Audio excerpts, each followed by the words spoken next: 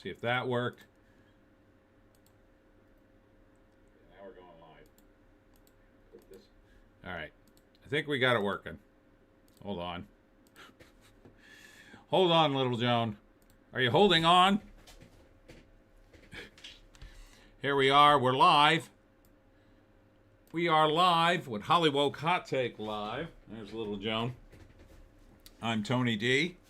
And I'm in my Piney outfit tonight because I want to be doing a little sticks and hammer costuming tonight. JEC is already here. Hi, hi, hi. You hear about sticks? I did hear about sticks. You can correct me if I'm wrong, but what I heard from Sticks is that he got popped by the local cops. Not sure exactly why, but he claims it was trying to save somebody else's life, and that it sounds to me like he's got some crazy girlfriend trouble or ex-girlfriend trouble. And then he was supposed to show up, but he showed up for court and then they let him go. But then the next day they arrested him, possibly on some trumped up charge by a disgruntled girlfriend. I don't know. And speaking of disgruntled girlfriends, I am single once again. Just to let you know, I'm not going to go into any deets, no deets like that on this channel. But just to give you the lowdown, I had a rough week. I have to tell you, I talked about it in a members only video. Not, again, no details, but it's just been a crazy week. I had some relatives with some medical problems. I had I forgot, I didn't even mention this in the video. I had car troubles. I had all kinds of stuff going on. And it just was a suck week. And then the topper was today it snowed, which I hate snow. God, I hate snow.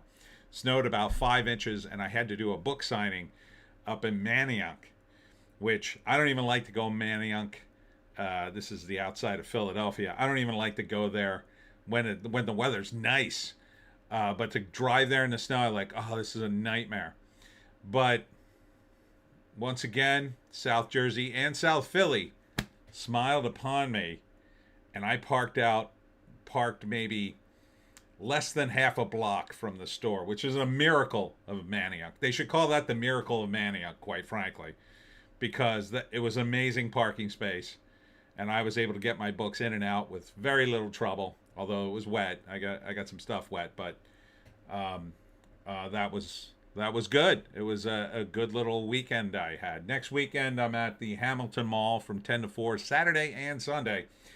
And then I got to order some books. Speaking of books, book 19 dropped finally.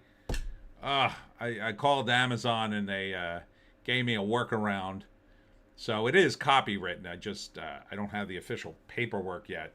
But it was a bit of a long slog, as you know. JC says the crazy girlfriend who got him arrested in New Orleans threatened to overdose unless he came and saved her, even though he would be violating the no contact order. He broke into her house and was arrested. Huh. That sounds like Sticks.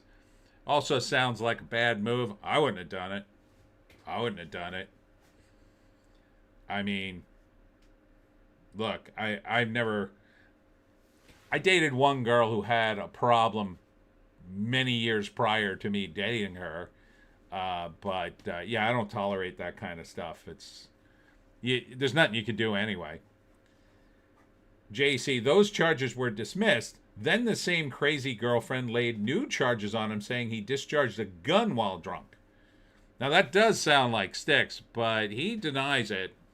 And I generally think that's probably true. I don't think he did that. That would be too big of a violation of...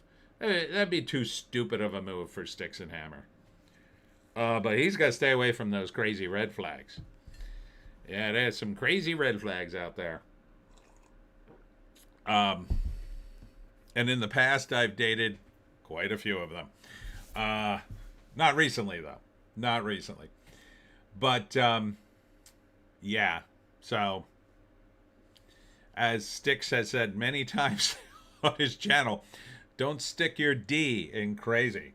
JC, now Styx's other crazy broad he's boinking is fighting back and forth on Kiwi farm, dumping all his dirty laundry for the world to see. Oh, weird. That's horrible. Yeah, I wouldn't want that. I don't know why they're picking on him. He seems like an odd but nice enough guy. It's not like he bothers people. And that's the thing. Like, you think if you just don't bother people, they'll leave you alone. But when you get famous and you get a little money, the crazies come out. That was always a worry of mine if I ever got famous, that suddenly the crazies would come out of the woodwork of people I dated or knew, and I'd be like, oh my God, where did you come from? Fortunately, I don't or unfortunately, I don't have that problem. But yeah, I can't imagine if I won the lottery what would happen sometimes, but we shall see. Hopefully I'll win the lottery. JC, he's not supposed to have guns now that he's on probation from the New Orleans thing. He might be effed. I don't think so. I don't think he'd be that stupid. So, unless they're really out to get him in New Orleans, Vermont would have to prosecute him, and it would have to be. I don't think Vermont's going to prosecute him, so doesn't sound like it anyway.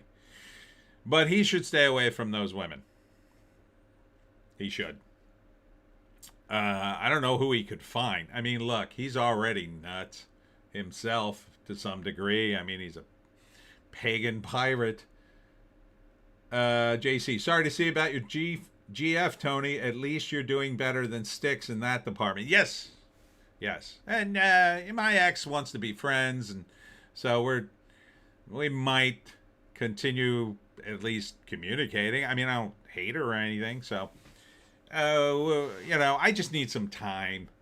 I don't really process that very quickly or well. I was a little bummed today. I talked to my brother. I have a good support network, thank God. My family's very supportive, so I'm fine. It's just it just sucks. You know what it is? It's like you invest all your time in a relationship, right? It's really an investment of time.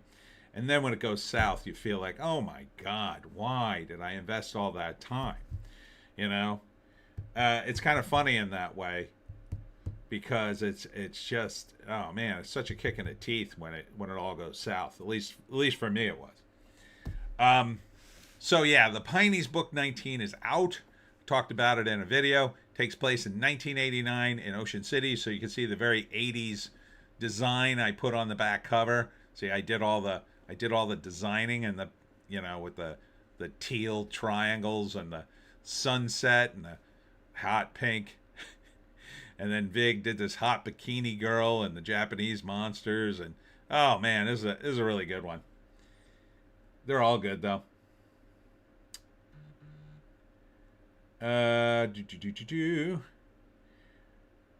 JEC says he was paying the one crazy girlfriend's rent even though she had 3 kids from 3 different guys. Oh my God. The other crazy girl leaked texts between then with Styx sipping hard, begging her to pay her bills even though he's going broke. Oh, that's a shame.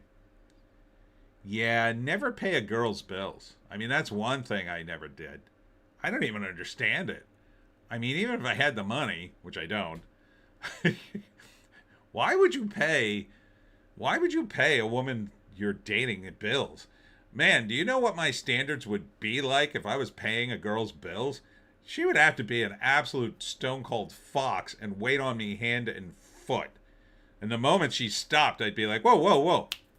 I am paying for this.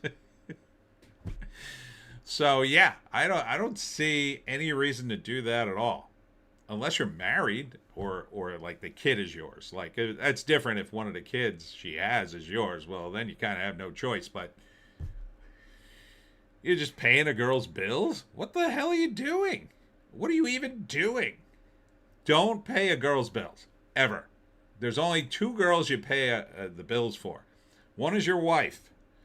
You're married. You're in it to win it. You're a team. You split everything. Or, well, I mean, your money is one. That's the way it is if you're married. The other situation is if she has your kid. And then you're basically hostage. And you have to pay child support. Now, you have to work that out, and you usually have to do that through legal means.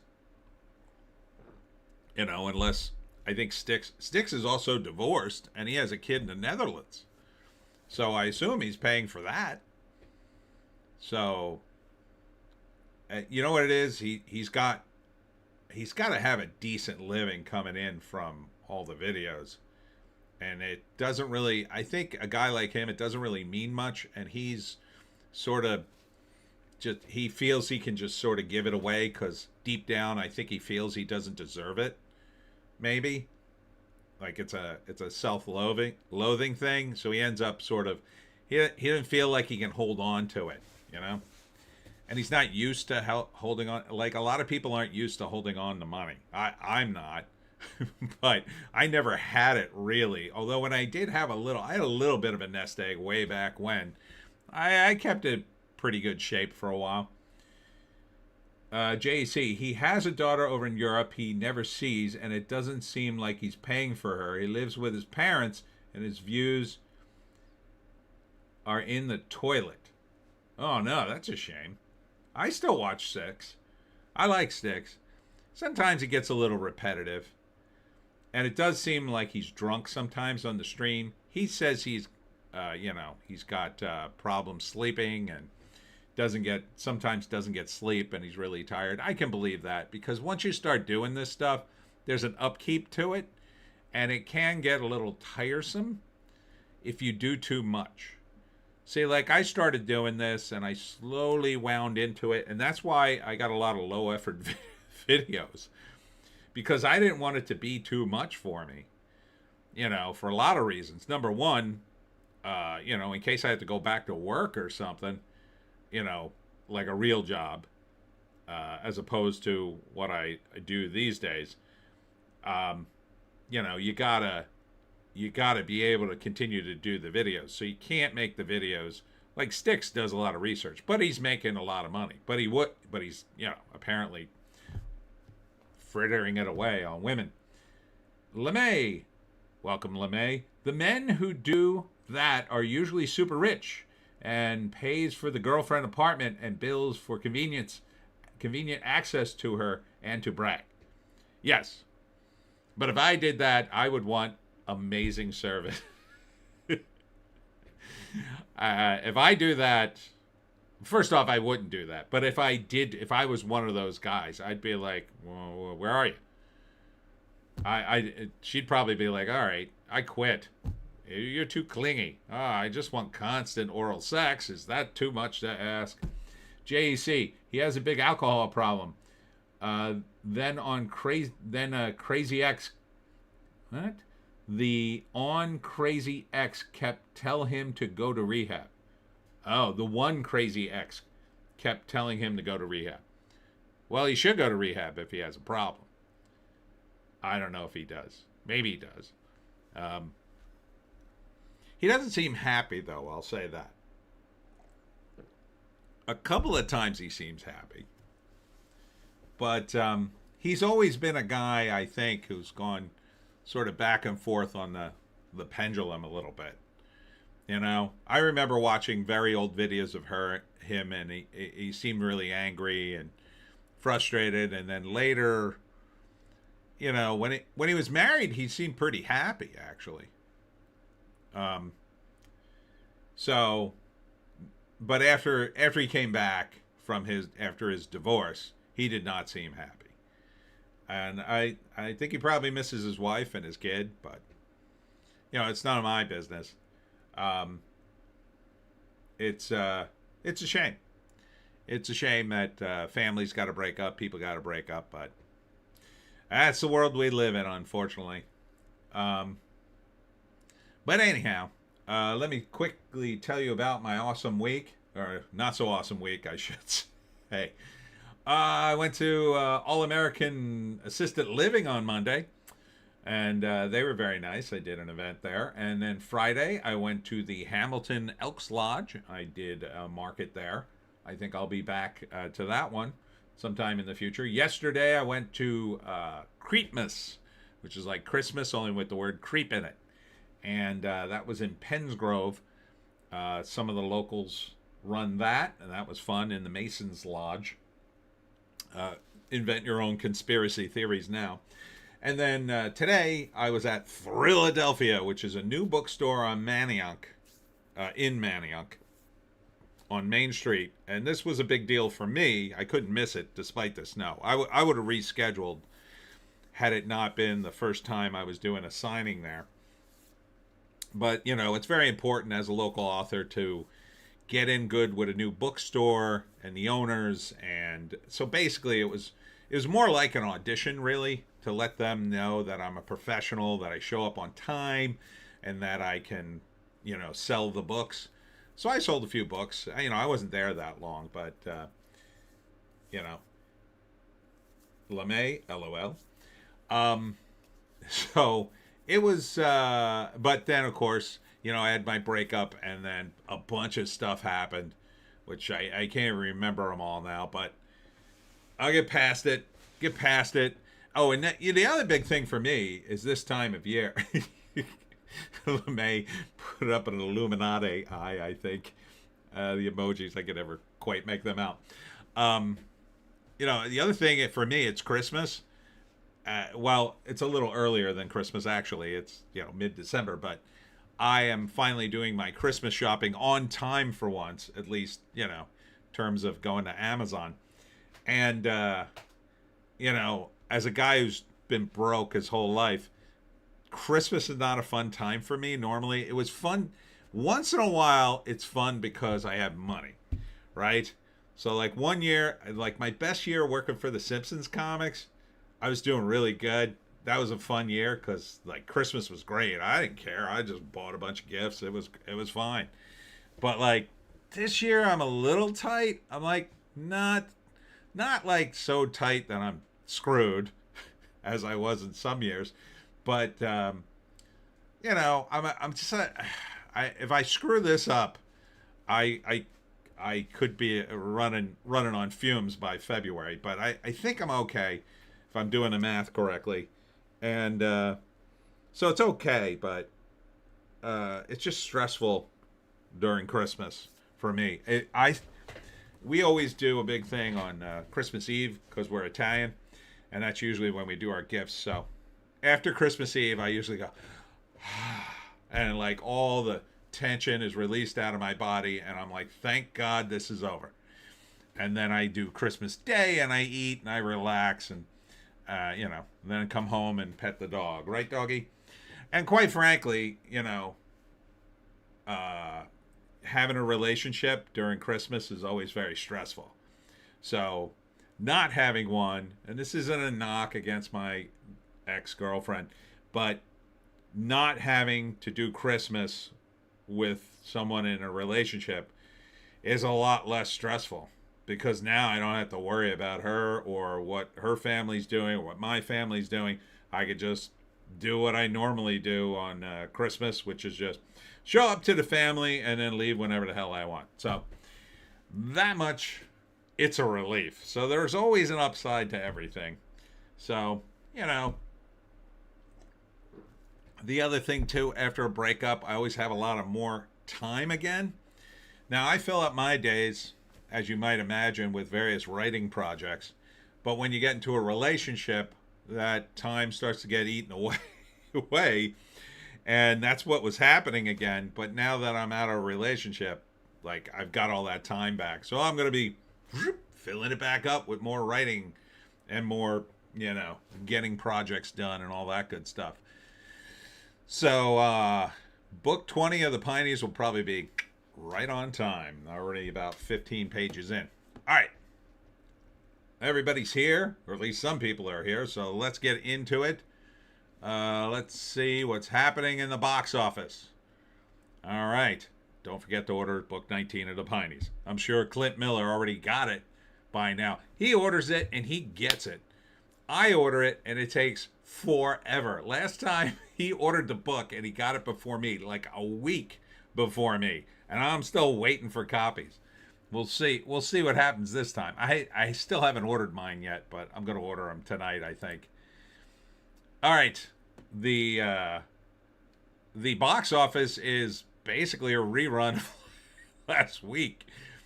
Zootopia is number one again with or wait, it was second last week? Wait a minute. It was number one last week. It wasn't Zootopia. Oh, it was Five Nights at Freddy's? Did I know that? Five Nights at Freddy's was number one last week? Is that accurate? I don't remember it being number one last week. Did I slip through a space-time continuum and am I in an alternate universe? I swear to God, I thought Zootopia was number one last week. I guess not. It was Five Nights at Freddy's 2, according to this. Okay. But Zootopia is number one this week. Zootopia 2, I should say. But forget about the domestic. Look at the international box office. $877 million. That's friggin' staggering. 258 domestically. China effing loves Zootopia. Effing loves it. Look at that box office in China. 447 million just in China. Just in China. It's a giant hit over there. Gigantic. This is what Disney's been waiting for. This is what all those flops were all about. They're just making movies for China until one of them hits. Well, now you know the formula, Disney. Just cute little animals running around. Jesus Christmas, 447 million. Number two is France with 29 million. Who cares? Like, really, who cares? Although I could use 29 million. I don't know about you. Jesus. It's just staggering, the amount of money China's bringing in on that movie. And here are the rest of the lineup. Indie Phantom is here. Five Nights at Freddy's did drop. Too bad China only gives you 25%. Still though. All right, so 25% would be what? Be a quarter of that. So half would be 430 something, and then half of that would be 230 something. So I mean, it's definitely going to be money. The thing only cost probably $100 million. Still money. I don't know. I think for the added value at the box office, for Disney, they're going to look at that and say, oh yeah, we're going to do 19 million friggin' sequels now. Even though they only made 25%. And, you know, I got to think the Chinese government is going to look way more favorably on Disney if they have any issues with all that money coming in, right? Because if they're taking 75%, I say, you know, the Chinese commies are gonna smooth the way for Disney.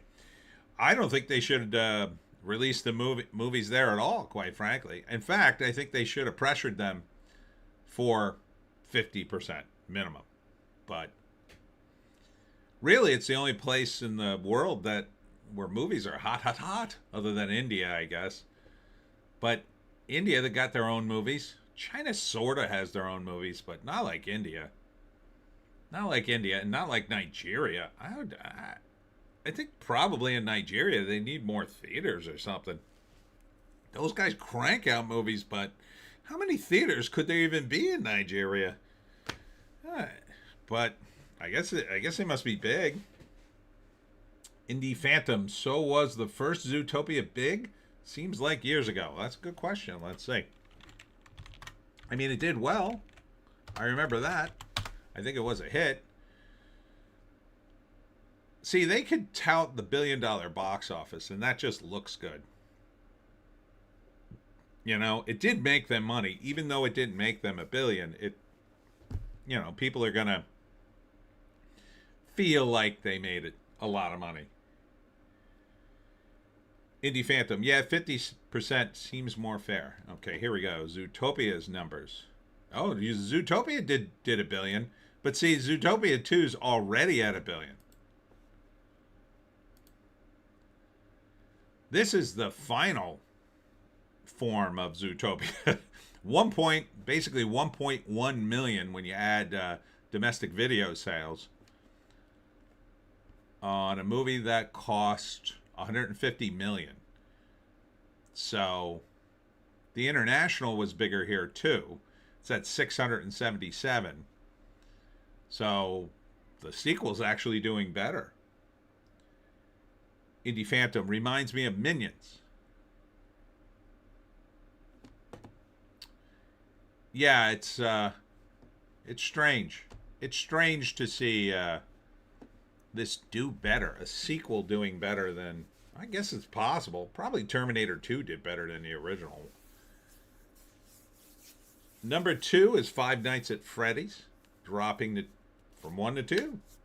I could have sworn Zootopia was number 1 last week, but not too bad at 19.5 in its second week. 173 million on a movie that cost 51 million. So that's money.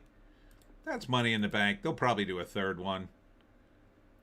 But it is a drop of 70%. Oh my God, that's not good at all. Oh, okay. Zootopia's been out in 3 weekends. That's why. That's why Five Nights at Freddy beat it the second weekend. Okay. I knew Zootopia did 100 million the first weekend. Okay. But yeah, it doesn't.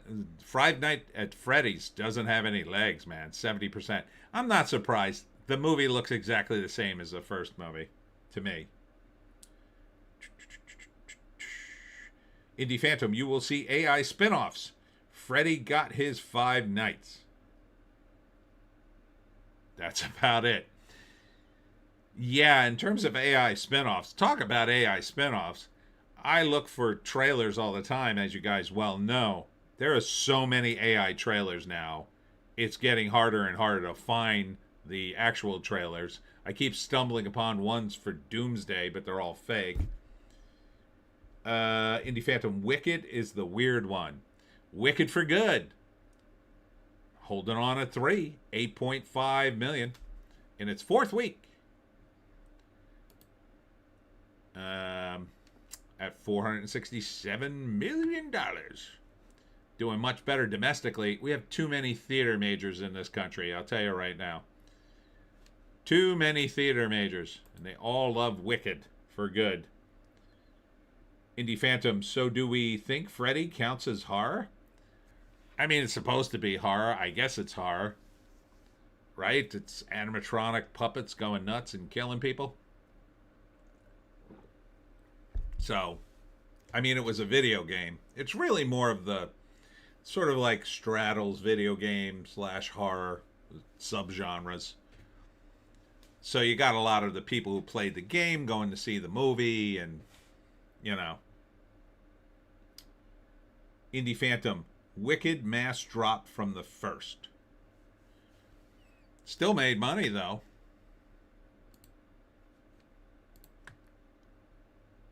I mean, 150 million for 67. That's money. They're talking about a third one already. But it's hard to tell because, again, it's like they say it's 50%, but at the same time, and then they talk, the advertising budget is really the biggest factor. When you talk about the advertising budget and you talk about, you know, Disney throwing money at ABC, which is a division of their own company, are they really throwing money away? No, they're just shifting it from one division of the company, the movie division, to the TV division. Like, that doesn't, they get the money back. They lose some in the taxes, I guess, but Clint Miller's here. Hello, all. I ordered book 19, Tony. I know you did, Clint. Thank you. I was saying earlier how you'll probably get it before me, like you always do. I got to order some tonight. And Ah, what a ride on book 19, I'll tell you. I hope I don't have this issue with book 20. And it's so funny, too. The previous book, I sent in the copyright and got it back in about 2.5 weeks. And I was just astounded. I was like, holy F, this really zoomed through. I guess they're really efficient at the copyright office. And now it's like, holy crap, dude, send me the damn copyright. I mean, I got an email into the copyright people to ask them what's the deal. Did you even send a damn paper? Clint Miller, 18 degrees Fahrenheit here. Our Canadian friends are probably chuckling at how cold it is in the mid-Atlantic. It is very cold. Actually, tomorrow in South Jersey, the high will be 28, which is pretty cold for here. When I was a kid in the 70s, we would get snow on the ground in November, and it would be there till about early February. And now, like, this is an oddball for us. This is probably the first time it snowed before Christmas in any significant amounts this early. So it's been a while since we got this kind of snow. But Thursday is going to be 55, and Friday it's going to rain, and it's going to be 57. So it's not even going to stick around, but it's just so weird here. Indie Phantom, it's got at least less awards buzz. Apparently better songs in part 1, and the repeat viewing is down. I personally declare the sequel DOA. Well, it already made its money, so who cares? But I think they'll make a sequel. I think for the sequel, they'll try to create more of a destination sort of thing like they did with Barbie. I'm waiting for them to do another Barbie destination movie. I mean, Wicked was kind of that way. Minecraft sort of organically turned into that, but they haven't done it. They haven't done a Barbie Oppenheimer thing, and I'm surprised they haven't, because Sisu came out the same week as Wicked for Good, and I think they could have done it with that. But I guess it would have to be the companies organizing that, and maybe they didn't want to do it. I don't know. Number 4 is a movie I actually know. It's up from 9 to number 4. It's called Durandar. And I looked at the video. This is from Yash Raj Films. We all know Yash Raj, right? This is out of India. It's another Telugu film. Telugu. And yeah, Bollywood is here, baby. Indie Phantom, where the F is Barbie 2? I don't know. I would have put that sucker in turnaround the day Barbie hit. We've been like, oh, this is a giant pile of money. Get Margot Robbie. Get another one going. I think that must be the problem, getting everybody back together. Margot Robbie might not want to do it unless you drive the money truck to her house, and they may not want to pay her. I don't know, because it's all about her looks, quite frankly. But it's Barbie, so I'll just slap on the makeup. She'll be fine. But you can't wait too long. Yeah, I would make a Barbie 2 in a hot minute. Also, Ryan Gosling, but he's busy. Now, who did the Barbie movie? That wasn't Disney, right? That was somebody else, I think. Yeah, Disney doesn't own Barbie. Let's see. Let's go to the IMDb for this.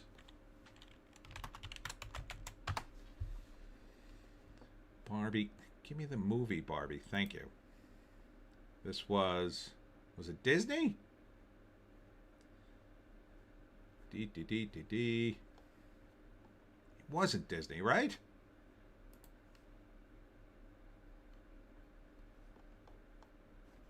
Oh, who put this thing out?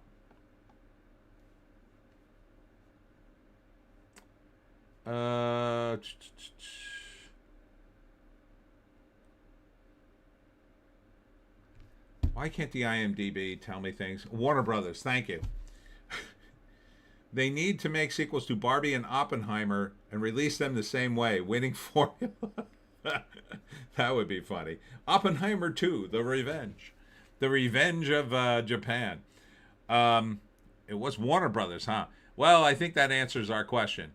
Warner Brothers couldn't put it together because Where's all the talent? Ryan Gosling's doing a Star Wars movie. You know, Disney's like the New York Yankees. They just buy everybody up. So maybe they can't get without Ryan Gosling and without Margot Robbie. You can't do the Barbie 2 movie. So what's Margot doing? Can't even think. I forget now. She's working on something.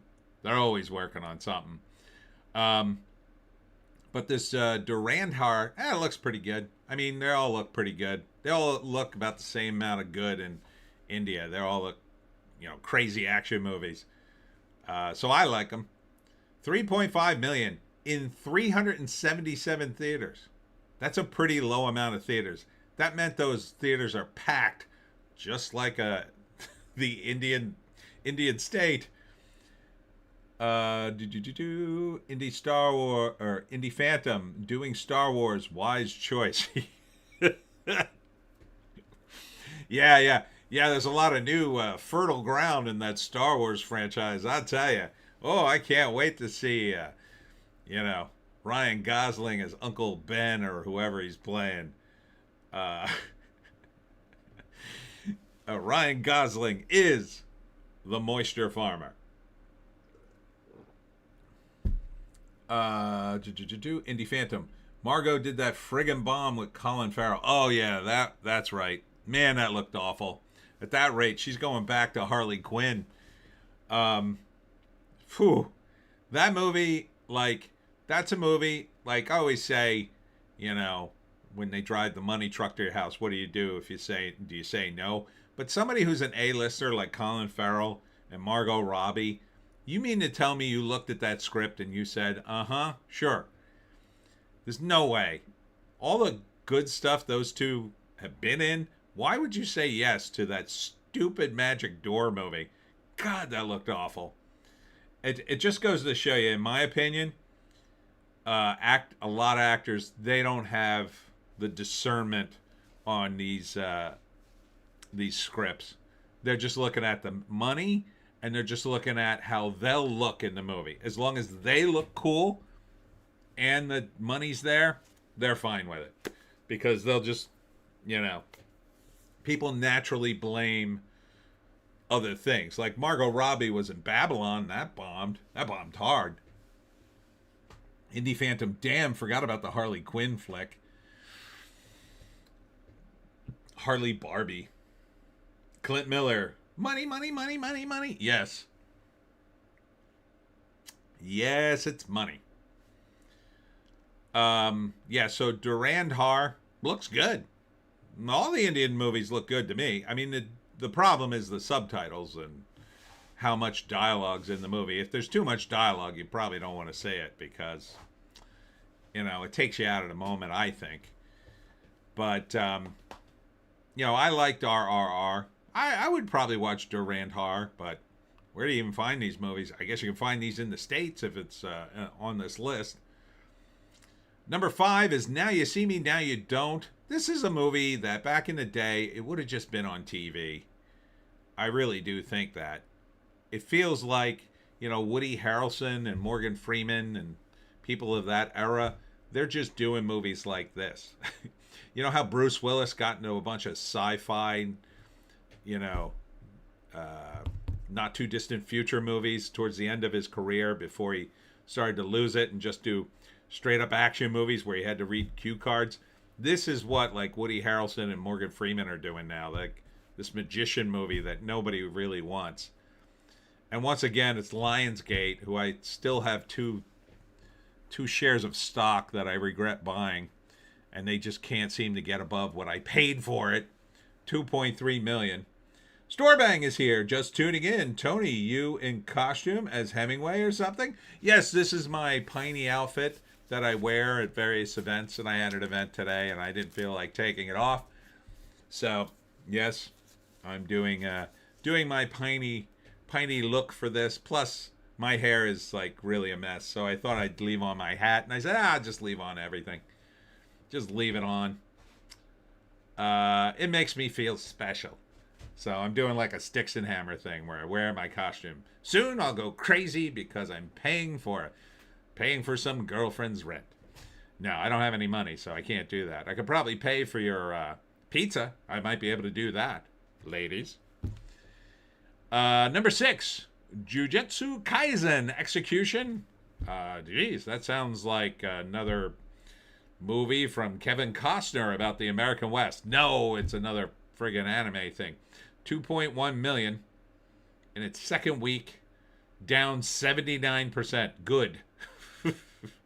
Sick of this anime crap. It's starting to piss me off now. I mean, it might be good. I don't know, but it's kind of annoying me that American movies aren't making it on here. Mainly because I don't think they get the distribution they deserve. I think the distribution system is the issue, partly because you have these theater chains that have this network where they could just show anything they want. You just have to download the movie and show it up on the screen. I don't understand why they don't just show more movies. Like, why just go to a theater and see, like I have theater screens here near me. They have about 16 screens, right? That's a lot of screens, sure. But I can go on streaming platforms and there's 100 movies. So why not have 2 or 3 screens dedicated to a rotating crop of movies? They're all different things. Why not put every independent movie that comes out in your theater? Have 3 screens, and each day they just rotate the movies. And the bigger movies would play on the regular screens, but the smaller screens, they're not making money for you anyway. I don't get it. LeMay, anime about wizards fighting with curse magic. All right.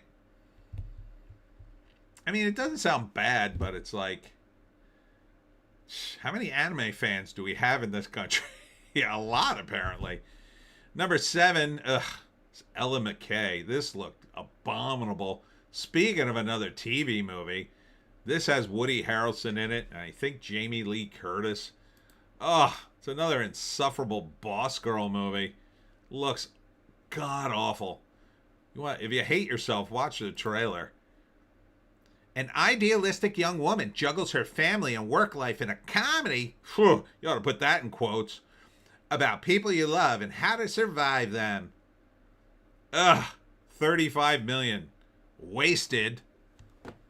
This thing ain't gonna make 35 million. This thing could make 35 cents from me. 2.1 million. It's done. Cooked. Tax write-off. Indie Phantom. Is Catfest still going? Hold on. We're not down at the bottom of the list. I hope so. That's another thing. You might as well have Catfest on one of the friggin' screens. Why not? Seems to do very well. Number 8, they re-released How the Grinch Stole Christmas. Well, that's a good move. 1.8 million. I endorse that. But this is probably the Jim Carrey one and not the... Yeah, it's the Jim Carrey one. I would release the original one again. Indie Phantom. OS. Ella McKay is from the once great James L. Brooks. Oh, but it looks terrible, man. It looks terrible. I don't know. Very boss girl.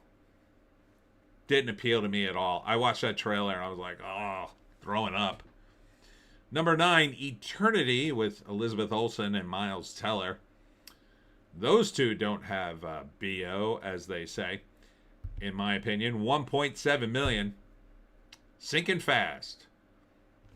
It's just another version of It's a Wonderful Life. I'll give it this. At least it was an original, quote-unquote, movie, even though it's kind of just like another movie, but... it was different characters at least. At least they tried. And even Ella McKay, I have to acknowledge at least it's an original movie. JEC release the Carrie movie and have the Chuck Jones cartoon play as a short before the movie. It's only 20 minutes long anyway. Oh, that's right. I don't know. That's not much of a short 20 minutes, but judging by what they do to the friggin' theater patrons, I mean, if you cut out all the commercials, you could certainly show it. I'd certainly be happy with that. But then I would leave. I would leave after that cartoon. What the F am I going to stay for the Jim Carrey movie for? So they could do the same thing and drag it out the 90 minutes? How long was that movie, by the way? I bet at least they kept it to 90. Let's see. The Grinch Stole Christmas. 2000. 144. Okay. It's close. Close to keeping it to 90. Number 10 is Hamnet. It's third week. Man, they're kicking this thing out of theaters. 1.4 million. This is going to be all over the Oscars. I don't know. It didn't look like the worst idea in the world, but at the same time, I was meh. Indie Phantom.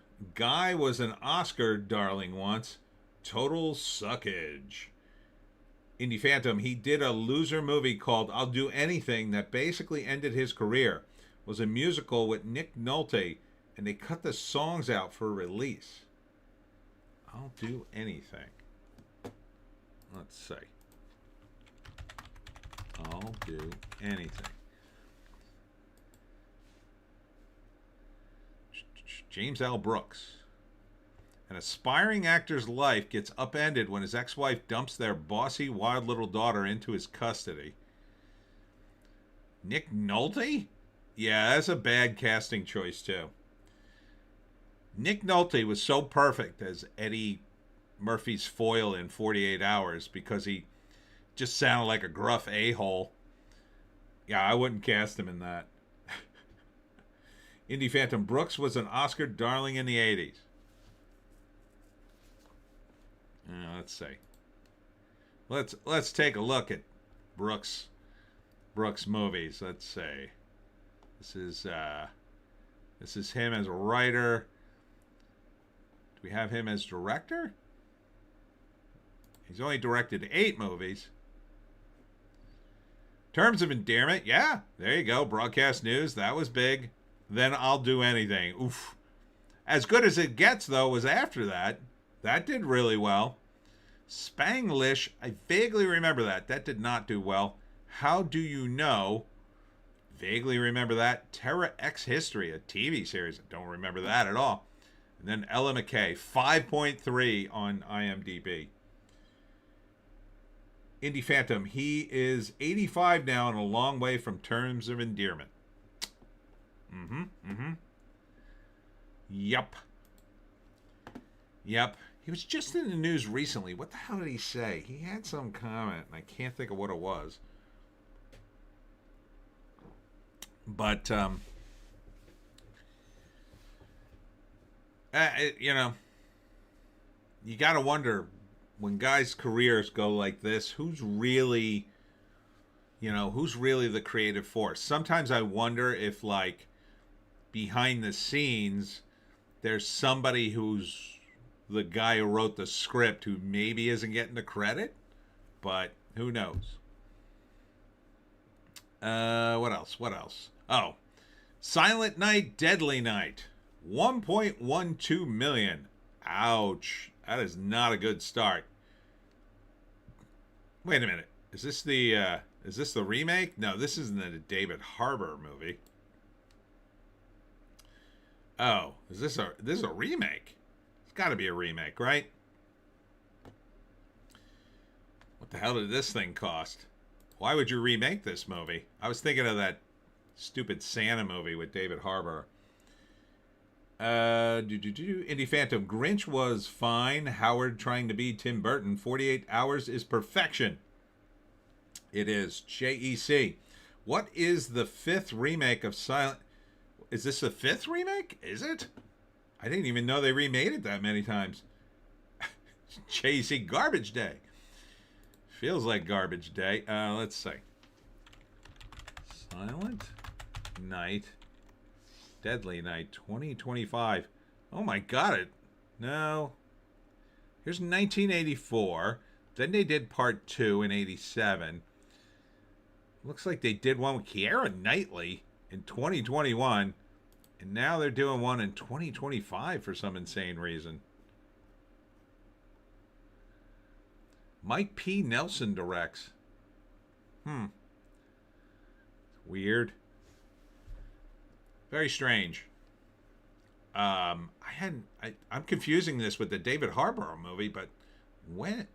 I didn't even hear an announcement about this. Why would you even remake this movie once? This is what... Weren't they making jokes about this movie when it first came out? Didn't they make a joke about this movie in Gremlins? JC, that was from Silent Night, Deadly Night 2, Garbage Day. Indie Phantom, yes, Spanglish was Adam Sandler.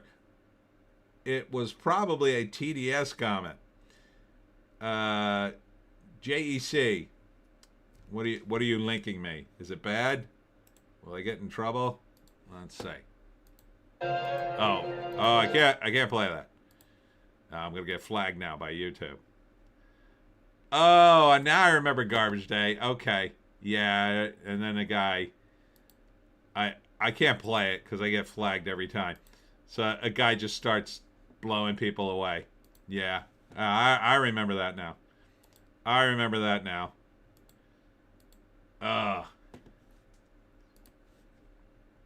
Yeah, I probably shouldn't have played that. Now I'm going to get demonetized, but whatever. After that is Predator Badlands. Still clocking in 1 million in its 6th week. Some people have tried to defend this movie. Made 180 million.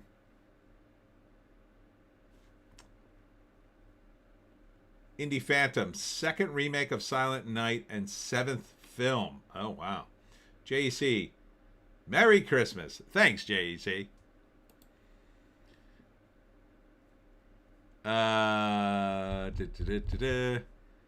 Kill Bill, The Whole Bloody Affair. This is like a cut of both movies together. I assume it's about 6 hours long. $810,000. Dropping by 76% in its 2nd week, but it doesn't really count. It's already been out. This is a re-release. One Battle After Another in its 12th week. You wonder why Warner Brothers just got bought by another company? Here you go. Indie Phantom, I have seen them all except this one. Why? How do you have that much free time, Indie Phantom? One Battle After Another. Will they put it back in theaters? Man, they really want this thing to win an Oscar. You people are nuts. $450K. This one just looks like hot garbage to me. And I'll tell you this. The commies are defending communism in my comments this week. I did a trailer analysis of Animal Farm. And the commies came out in droves on that one. Oh, yeah. They're telling me I don't know communism. I know communism, and I know Animal Farm.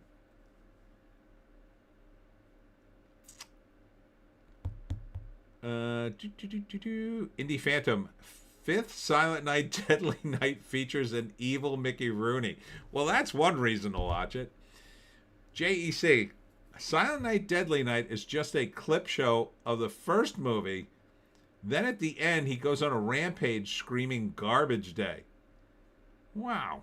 What a weird movie. Number, 15, 16, The Running Man. Going down in flames in its 5th week. $430K. LeMay, silly commies. Silly commies. I said, Animal Farm was an allegory for communism, and they're all correcting me. No. George Orwell was a socialist. He was talking about authoritarianism and totalitarianism, sir. Stalin wasn't. True communism hasn't been tried. That was kind of their responses, and it's just like, dude, communism always turns into what he put in Animal Farm. You commies. But you can't explain it to them. They're just like, leave it to an American to simplify. To simplify. Hey, I said it right the first time. Simplify. Orwell. And I'm just like, you guys are communists, so you got to have some elaborate reason why communism won't turn into Animal Farm. The only question really is, will Animal Farm actually be Animal Farm on the big screen? I have my doubts. I mean, Seth Rogen's the lead. Andy Serkis directed it. Are they really going to finish a movie to tell us all that communism gets you sent right to the slaughterhouse? I doubt it. I really do.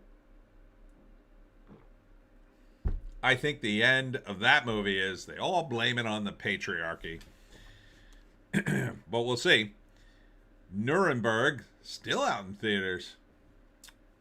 In its 6th week, $335K. Sentimental Value, another possible, might get a couple of Oscar nods, $240K.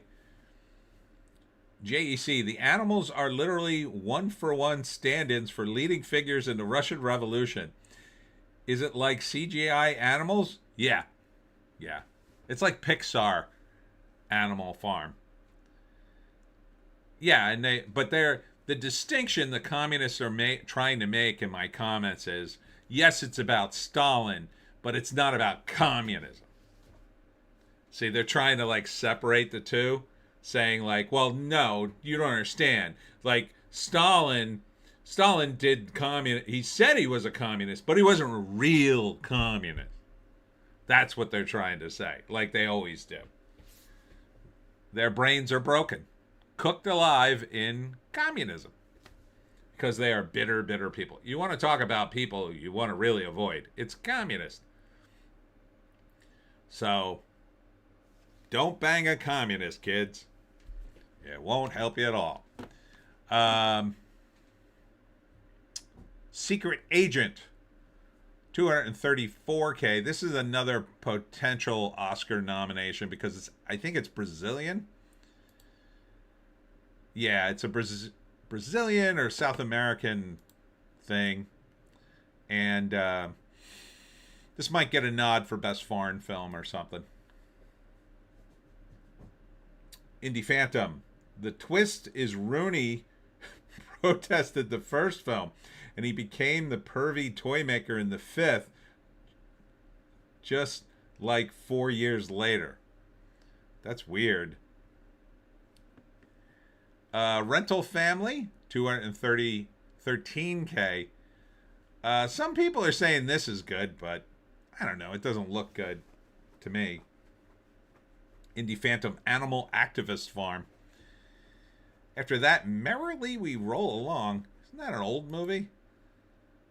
Second week dropped 85%. Whatever it is, it's not doing well. Oh my God, what is this movie? I don't even know. Spanning 3 decades, Merrily We Roll Along charts the turbulent relationship between composer Franklin Shepard and his 2 lifelong friends, writer Mary and lyricist and playwright Charlie. I don't know who these people are, but okay. Number, I don't know, like 20, Fackham Hall in its 2nd week. Oh my God, dropped 85%. That's not good. That's not good at all. But in its defense, they cut it out of 777 theaters in its 2nd week. So it really couldn't help but drop. That's a shame because it looks really good. I will eventually see it. I should maybe run to the theater to see it if it was playing around here, but it looks good. I mean, if you watch, if you were forced to watch at Downington Abbey, this is a must for you. It looks amazing. I never watched that show. I think I saw half an episode. One of my exes watched it, but I would totally see it because Jimmy Carr co-wrote it, and Jimmy Carr is very funny. He plays a role in the movie too. That's a shame. Not doing well. Not doing well at all. Maybe it's doing well in the UK where Jimmy Carr is well known. No international box office as of yet. So, yeah, it looks like it hasn't even opened in the UK yet. This should do really well in the UK. Oh my God, it's not opening in Australia and in New Zealand until February? Why are you holding on to it for months? Everybody's going to see it, you morons. They're going to pirate this S. They're absolutely going to pirate this. Everybody who wants to see it in Australia and New Zealand are already going to see it. You people are nuts. You don't think they do pirate movies in New Zealand and Australia? That would be the one law I would expect everybody in New Zealand and Australia to break. Next up is Resurrection from Janus Films, and only in 3 theaters. Don't remember what this is. Resurrection.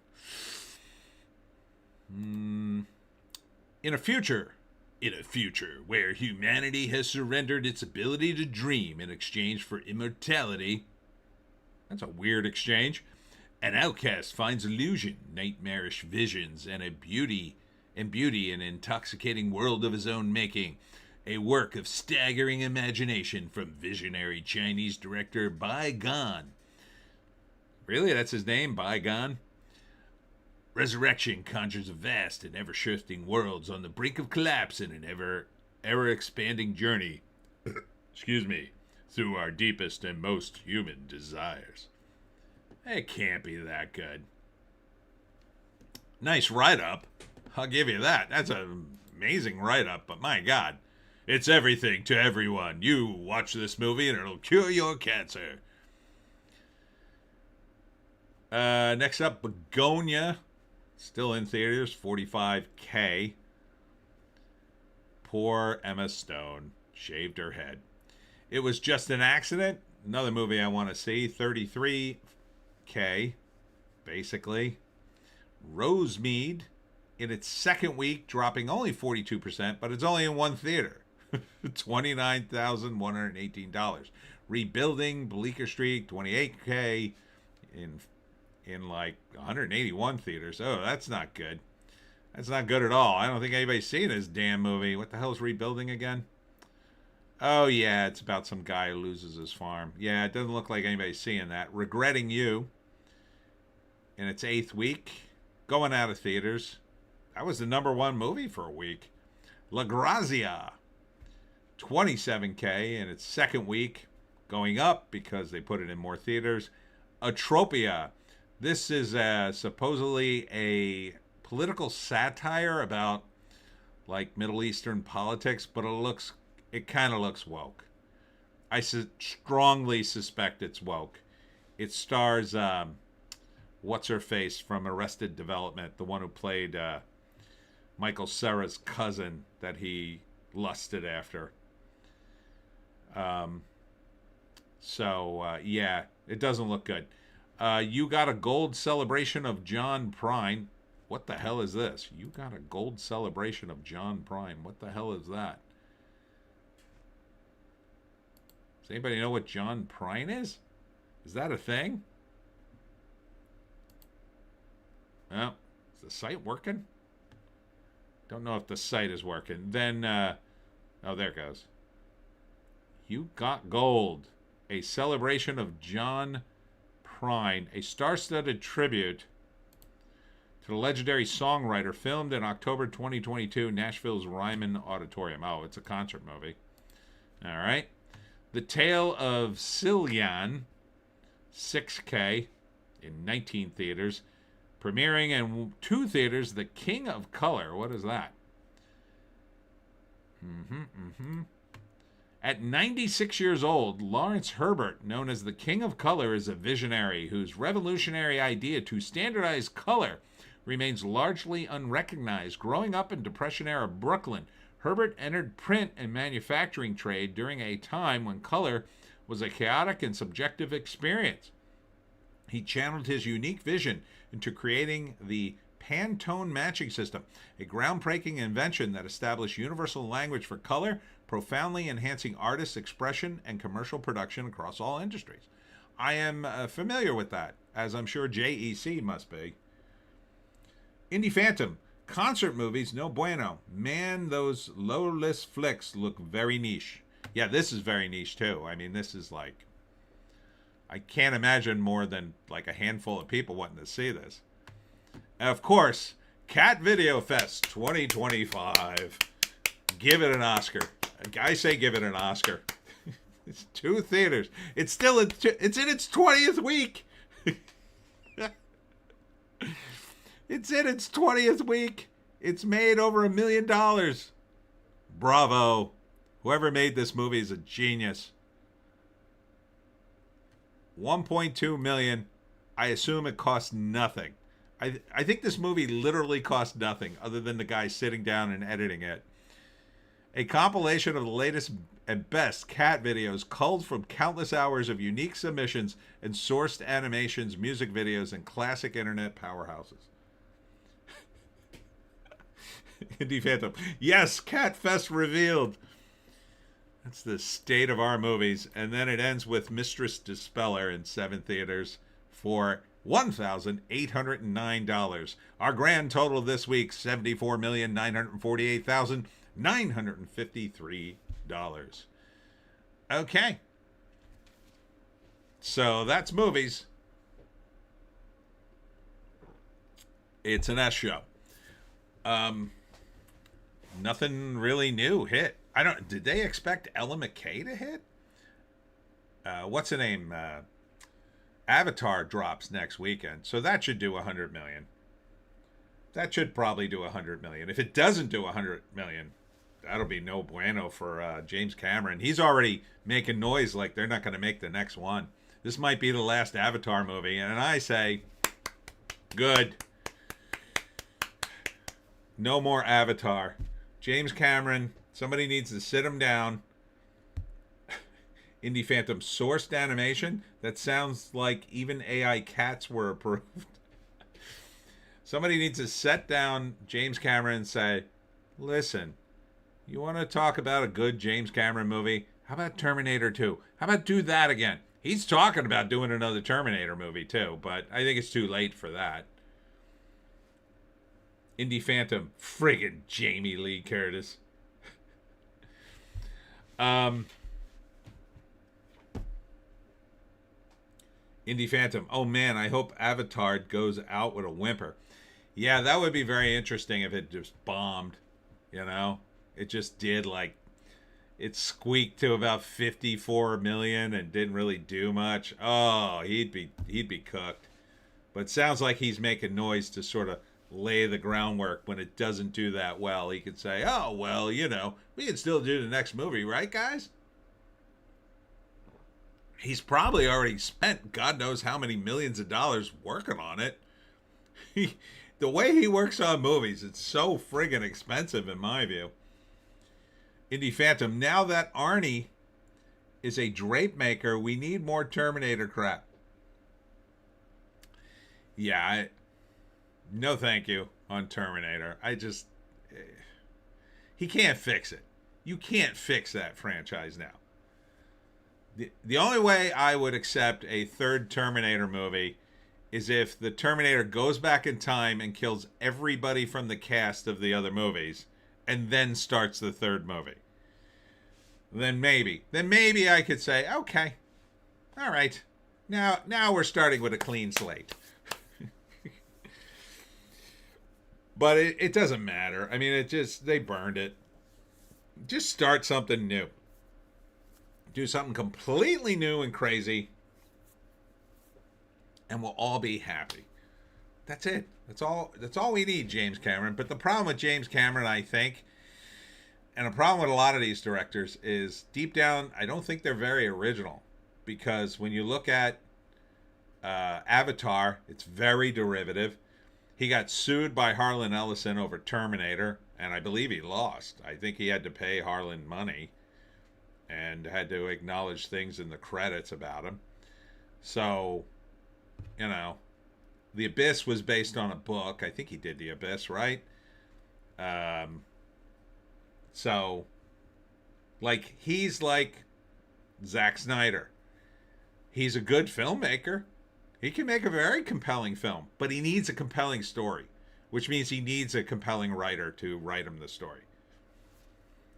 The problem is, he has all the power. And the moment Hollywood greenlights something, how are you going to stop him? How are you going to say to him, no, don't do that? You're going to ruin the story. How are you going to do that? Now, who wrote Titanic? Did he write it? Probably didn't, but Titanic kind of, I mean, part of it existed. Where is it? Titanic. Yeah, he wrote Titanic, but Titanic's pretty basic. Indie Phantom. The Abyss isn't very good, really. Yeah, it's alright. I didn't mind it. I mean, the same way I kind of wouldn't mind Titanic, but I've never watched it all the way through. I've seen scenes from it. I'm sure it's watchable, but like, to make a good movie, he needs a good screenwriter. That's the bottom line. But he also needs to be able to go, okay, you know, I'll change this for pragmatic directorial reasons. Like, there are reasons to change things in a script in terms of the shot, in terms of the visuals, to make things more visually compelling.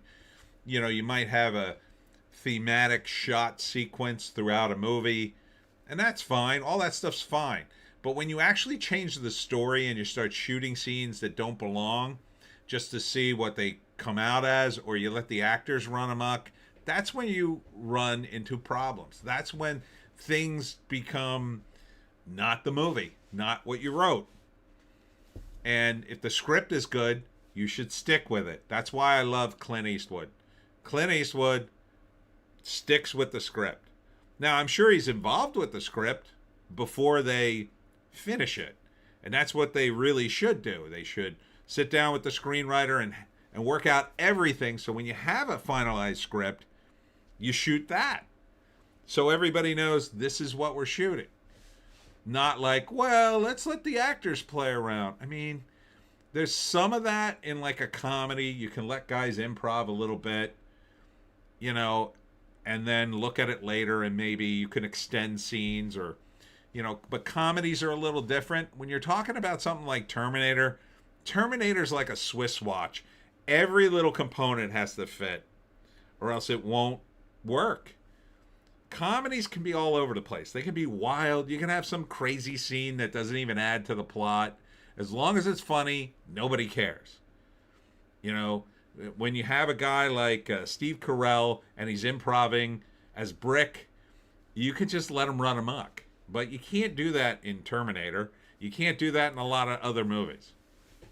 But nobody listens to me. Anyhow, let's go to Variety and see what fresh hell is in here. Kate Hudson and Jeremy Allen White. Who cares? Let's see. Box office. Zootopia 2 returns as number 1 as Ella McKay suffers one of the worst debuts for Disney. Wow. With its 2 million. Wow. So not only did James L. Brooks shoot a movie that didn't do well, it's one of the worst debuts ever for Disney. Oof. Oof. Yeah, this picture pretty much sums it up. Oh, Ellen McKay, you're the best person ever. Everybody else is a pile of crap compared to you. Thank you so much. It's so hard being me. Yes, it is. But don't worry. You're a woman, and you're going to make it after all. Indie Phantom, Ella McGay. Let's see. Big advertisers appear to be wary of CBS News' Barry Weiss town hall format. See, Barry Weiss has taken over CBS News. Now, she is pretty left, but she's not a communist. And I know that because she actually left the New York Times and wrote an op-ed about how crazy and communist the New York Times was.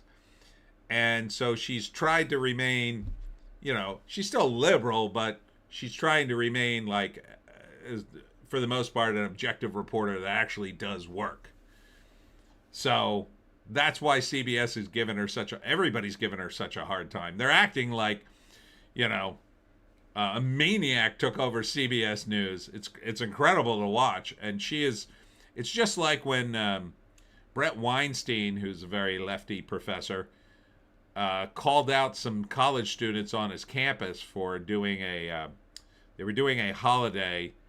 Now it was like a Juneteenth thing, and the idea was to honor. I don't know.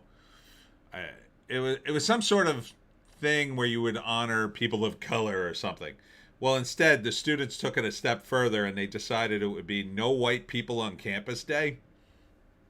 And Brett Weinstein tried to tell them in very nice language, because he's a liberal himself, hey, you're really sending the wrong message, and here's why. Well, they called him a bad guy from Germany. I mean, the guy's Jewish. They called him a bad guy from Germany, protested him. He ended up having to leave the college. It was a whole mess. It's kind of what I based, some of that I based Wokistan on with my co-writer. Indie Phantom. James L. Brooks thought he could ride the woke wave. I like the sidebar that mentions Landman slamming The View. I need to watch that series. Yeah, everybody says that's good. Like across the board. Yeah, Landman slams The View. Taylor Sheridan script mocks hosts that hate millionaires and Trump and men and you and me. Yeah, he basically, one of the characters has to stay home and watch TV, and he's like, what am I going to watch? And the other character says, watch The View. It's hilarious because of that. So basically, they're making fun of it. Good. Good. Absolutely good. But that also speaks to the perceived audience of Landman and Taylor Sheridan, is they all think they're all Trump supporters that wear cowboy hats and, hold to their Bibles and guns. Indie Phantom. Peter Green died young. Zed's dead, baby. Zed's dead. Yeah. Yeah, very sad that Peter Green is dead. Dead at 60. Too young, said the 59-year-old. I'm going to be 60 next year. They just found him dead in his apartment. He didn't look 60 at all. He looked really good. So, I don't know. Did he have a certain medical procedure? I wonder. A bunch of stuff about that came out, which I can't talk about on YouTube, I don't think, but if you do a search for Dr. Peter McCullough, he's putting out some stuff, man. I really worry about all the family and friends and people I know who took the jabby jab. Indie Phantom, I'm 55. My time is running out. Live for today, Indie Phantom. Live for today. Yeah, and that's the other thing, about my breakup. It's like, what are you going to do? Life's too short to sit around and mope. That's why I got myself a Stromboli. And now life is good again. I had a third of it for dinner. I might have the other. I had a third last night. I had a third for dinner. And I might have another third after this live stream. Because I love Strombolis. I get a Stromboli from Casa de Amigos in Stratford, New Jersey. And they have a brick oven. And it's a cheesesteak Stromboli. I think cheesesteak is a very underrated pizza topping, by the way. So you get some cheesesteak in there. And for those of you who don't know what a Stromboli is, basically you take a pizza and roll it up and bake it. So they put cheesesteak, onions. I don't like peppers, so I told them no peppers. And then they roll it up with some cheese and sauce, and they put it in the oven. They cook it to perfection, and then they give it to you, and it fills up a whole box. And then you cut it, and then you have a sauce on the side, and you dip the sauce in it and eat it. Oh, it's fantastic. Highly recommend. Indie Phantom. I will do a search on that for sure. Yeah, he has a certain medical procedure flushed out of your body. I don't know. I obviously don't need it, but for those of you out there, I mean, Although I kind of enjoyed life in the 50s thus far. I enjoyed my 50s greatly. I had a bit of a roller coaster. I mean, in my 50s, I had a 50th birthday party, but then I also got divorced, and then, I had a girlfriend just recently, and then I broke up with her. I mean, it's ups and downs, but generally speaking, I had a pretty good time in my 50s. I think it's a good decade. I highly recommend you live into your 50s. Indie Phantom, that sounds good as hell. I didn't know what it was. Yeah, no, Stromboli is, there's the pizza turnover, right? And they just you basically fold the pizza, and you could deep fry it or you could bake it. But the Stromboli you roll up, right? So it's like, if you've ever had, they call it pepperoni bread. It's like that. So you roll it up with sauce, and cheese and whatever meats and toppings you want, and then you put it in the oven and you cook it, and then they'll cook it in a C-shaped thing because it's too long for the box, and then they put it in the box for you, and then you could just cut it up, and then you get some sauce and you dip it and you eat it. So if you like sauce and you have a good pizza place with, good sauce, that's really great because you get that extra sauciness, and it really cooks it all in there. And then I like cold pizza, so after I had the third last night, I put it in the fridge, and the next day it's nice. Today I had it. It's nice and cold. It's all coagulated. I don't have to worry about it dripping all over the place. So, Indie Phantom, I have made a Canadian Stromboli when I reheat pizza with pineapple, and I have to fold it to fit it in the microwave. Oh, in the microwave, got to get yourself a toaster oven or a air fryer, I say. But wow, microwave. I don't know, man. That's strange to me. Storebang. Well, I ain't exactly looking forward to 60. Yeah, me neither, but we'll see how it goes. Maybe 60's the new 50. That's what I'll say when I turn 60 in March. So, but yeah, I got a Stromboli, and it's pretty good. And then the best, but you won't have this probably where you are, although I think one of you is in South Jersey. I think Storebang's in South Jersey. We have what's called Panzerotti. And a Panzerotti is a trademark item that was invented in Camden, New Jersey. Indie Phantom. Yeah, I have the latest toaster oven. I am sometimes unable to wait 5 minutes. Wow, you really want that pizza. I can't blame you. I love pizza as well. Indie Phantom, although some pizza is good cold. I love cold pizza. If I owned a restaurant, cold pizza would be on the menu, along with Panzerottis. So you take the Panzerotti, is this patented thing. So it comes pre-made. And it is this like pocket, which is like a little pocket pizza. So it's got all the toppings and stuff inside the Panzerotti. And then it's got this coating on it and a patented sauce. And you deep fry it. And it's amazing. Like, it's just crazy good. It like just, you could feel all the receptors, taste receptors in your brain go off when you eat it. It's that good. So it's kind of got like a bit of a sweet outside, but then the savory inside.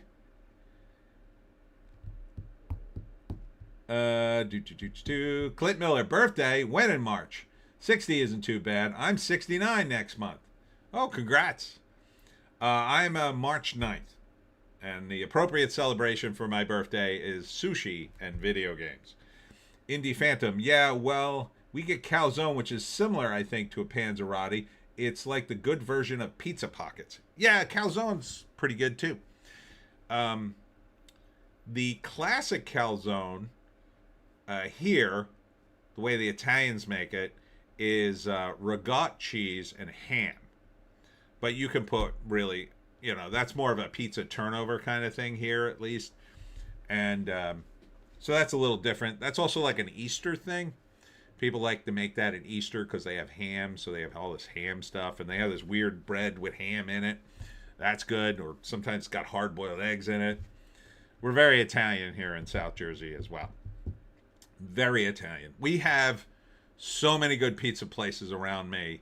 I know this one guy. He's a really nice guy. He runs a pizza place, but he's not Italian. And his pizza is very subpar. Like, you can only eat it when it's hot out of the oven. It's the only time I will eat it. I would never eat it cold. It's so bad. But he's very local to me. He's a very nice guy. And every once in a while I get a slice just because I'm nearby, and I'll just eat any pizza. And it's a shame because almost every other pizza I've had has been better than his. But it's his own fault. He doesn't let the bread rise. You need to let that bread rise. Clint Miller, really? My girlfriend turns 33 on March 9th. Wow. Good for you and your girlfriend at 33. Good for you, Clint Miller. You give me hope. Indie Phantom, what's up with woke Italians? They seem to be very blue in the state. Well, the Italians aren't really all that blue, in my well, see, the problem with woke is a lot of it sucks in the women. So, the split between men and women in terms of the woke, most of the men aren't woke, but most of the women are. So a good, I would say, 60 to 70% of women are at least woke in some way, because they don't see it as being woke. They just see it as being nice. No, everybody's got to get along. Everybody has to be nice. No, Trump is a terrible person. He's terrible. He's not nice. He doesn't talk nice. Everybody should be nice. So the whole wokeness thing preys upon their natural nurturing nature. But on the other side, you got the guys. We don't really have that. So a lot of guys just ignore it. But the ones that don't tend to get sucked into it because they have a wife who's super woke. So they just tolerate it. Or they want to have a girlfriend or a wife. And so they pretend to be woke to get laid. So most of the guys are faking it. Most of the women are doing it for clout. That's my take on it anyway. So there's not a lot of real woke Italians. Storebang. I'm from South Jersey, Northfield, and live in Santa Barbara, California since 13. I'm unable to escape, though I'm hearing New Jersey isn't so pleasant these days anyway. Yes, it's kind of bad. Now that Mikey Sherrill got elected, we couldn't get in our Republican governor. Not that he would have been all that great. He was basically our version of Mitt Romney. And they're trying to pass all sorts of bills as the previous governor is on his way out. So in the last session, he's trying to ram through all these terrible bills ahead of Mikey. Not because Mikey's against them, but because she's all for them and she doesn't want to take the heat for trying to push these terrible bills through. And the previous governor, he doesn't care. He can't be governor anymore. So he's trying to jam all this stuff through. And some of it's going to pass. But it's not great. They're gonna bump up our sales tax. Our sales tax right now is 6.625%. And the Republicans were pushing a measure to lower it. And, of course, the Democrats want to just raise it. Oh, let's just raise it to 7. Then we'll have more programs. More wonderful programs that won't do anybody any good. They'll waste money. They're also trying to push ranked choice voting in. I mean, they are building warehouses down this way like nobody's business. Warehouses and apartment complexes. That's all they're building down here. They're tearing up farms and housing and woods, the Pine Barrens, anything that, they can get their hands on, they're building on it. And it's an absolute disgrace. Clint Miller, the girlfriend is listening and she loved your response. Indie Phantom, nice. I can blame women again. Maybe don't let women vote. That's my new platform. Looks like SNL did another Trump cold open. How refreshing. Well, you know what it is? It really goes back to our educational system. Education has really failed people. The Marxists took it over back in the 80s. I was going to school in the 80s, so I didn't really notice it. It really sort of came in right behind me. I saw like the very beginnings of it, and I was just kind of like, I'm getting out of here. But I didn't know enough to even recognize it. I was just trying to get through school. But yeah, after I graduated was really when it kicked into high gear. And, it hasn't been the same. So the people I graduated with and just after became the next level of teachers that then went into schools and indoctrinated all the kids. And we're really dealing with the kids now who are teachers who were indoctrinated back in the 2000s. And they're the young teachers that with the blue hair and the wacky pronouns that are really pushing things. Like these people are open Marxist. The American Library Association is run by an pretty much open Marxist. She's all but said that. Randy Weingarten, the head of the teachers union, she's an absolute maniac as far as I'm concerned.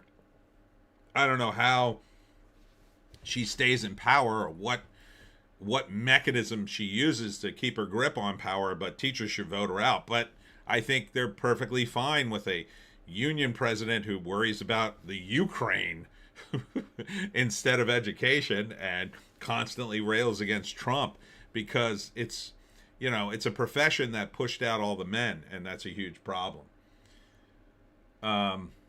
It's the same thing in book publishing. It's the same thing in comics.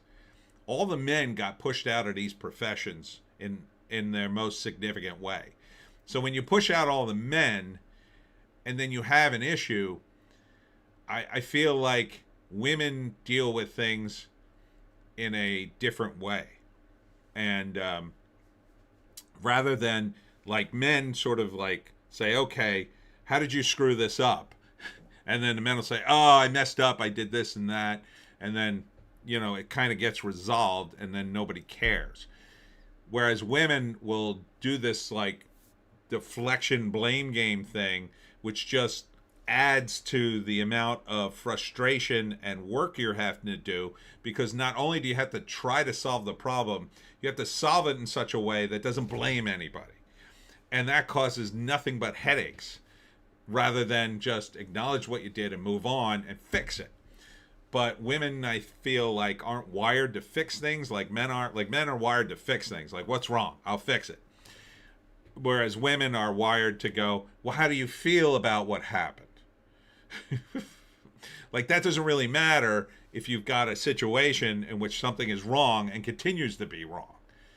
Because as long as the women, I feel, in these positions feel like they're on the right side of history, they will never change anything. And in fact, when you call them out, they become defensive and say, no, I'm right. I couldn't be wrong, because in order to be wrong, that would be embarrassing. And I don't want an embarrassment because I don't want all my friends to say, oh, you were wrong. Oh, you're so terrible. So like, that's the sort of mechanism I think that keeps us in this mess. But I think if you educated people more, especially young girls, to say it's okay to make a mistake, and then fix it if you want to go into the workplace. I think we're perfectly capable of doing that, and there are plenty of women who have that mindset. That would be fine. But instead, we're training kids to complain. Now, the guys really don't pick up that banner too heavily. It's usually the girls that initiate that. So if you see all these student protests, most of them are led by women. Like, every time you see a clip of some screaming protester, 90% of the time it's a woman or it's some college girl. And she's just been wound up by all the radicalism. So, sorry, I'm going off on a tangent. Indie Phantom, yeah, it was really only coming in around my second year of uni. Yeah, that's when all the Marxists came in. What else? Donald Trump bombs Santa, slams Warner Brothers sale, and celebrates Epstein condoms on SNL cold open. Okay. SNL parodies varieties actors on actors series with holiday characters edition featuring Grinch, Scrooge, and Rudolph. Why do you keep covering this variety? Is anybody watching SNL? I don't even know why they bother. Indie Phantom, you speak truth, Tony. It is the bloody women. I say the education system is evil currently. Yes. And look, I'm not knocking women exclusively. It's just, men have a different, men have issues. There are plenty of guys who ran amok and did horrible things, but men are kind of trained to take that criticism and turn into a different direction, because we get called out all the time on our bull. All the time. It happens every day. You're absolutely trained to do that. From the time you're a little kid and you first take out the trash for your parents, you're called out. Did you take out the trash yet? I was going to do it. Do it now. Do it before 5 or whatever the rule is in your house. Indie Phantom, this feels like the anti-Christmas. Ryan Johnson says he has conceptual ideas for 4th Knives Out movie. It'd be interesting if it were this kind of thing. Who cares?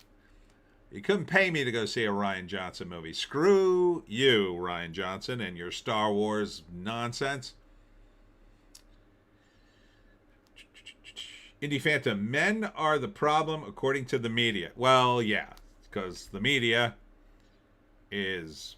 goes with, I think the media goes with what women want to hear, because more women watch TV, because more women have free time to watch TV.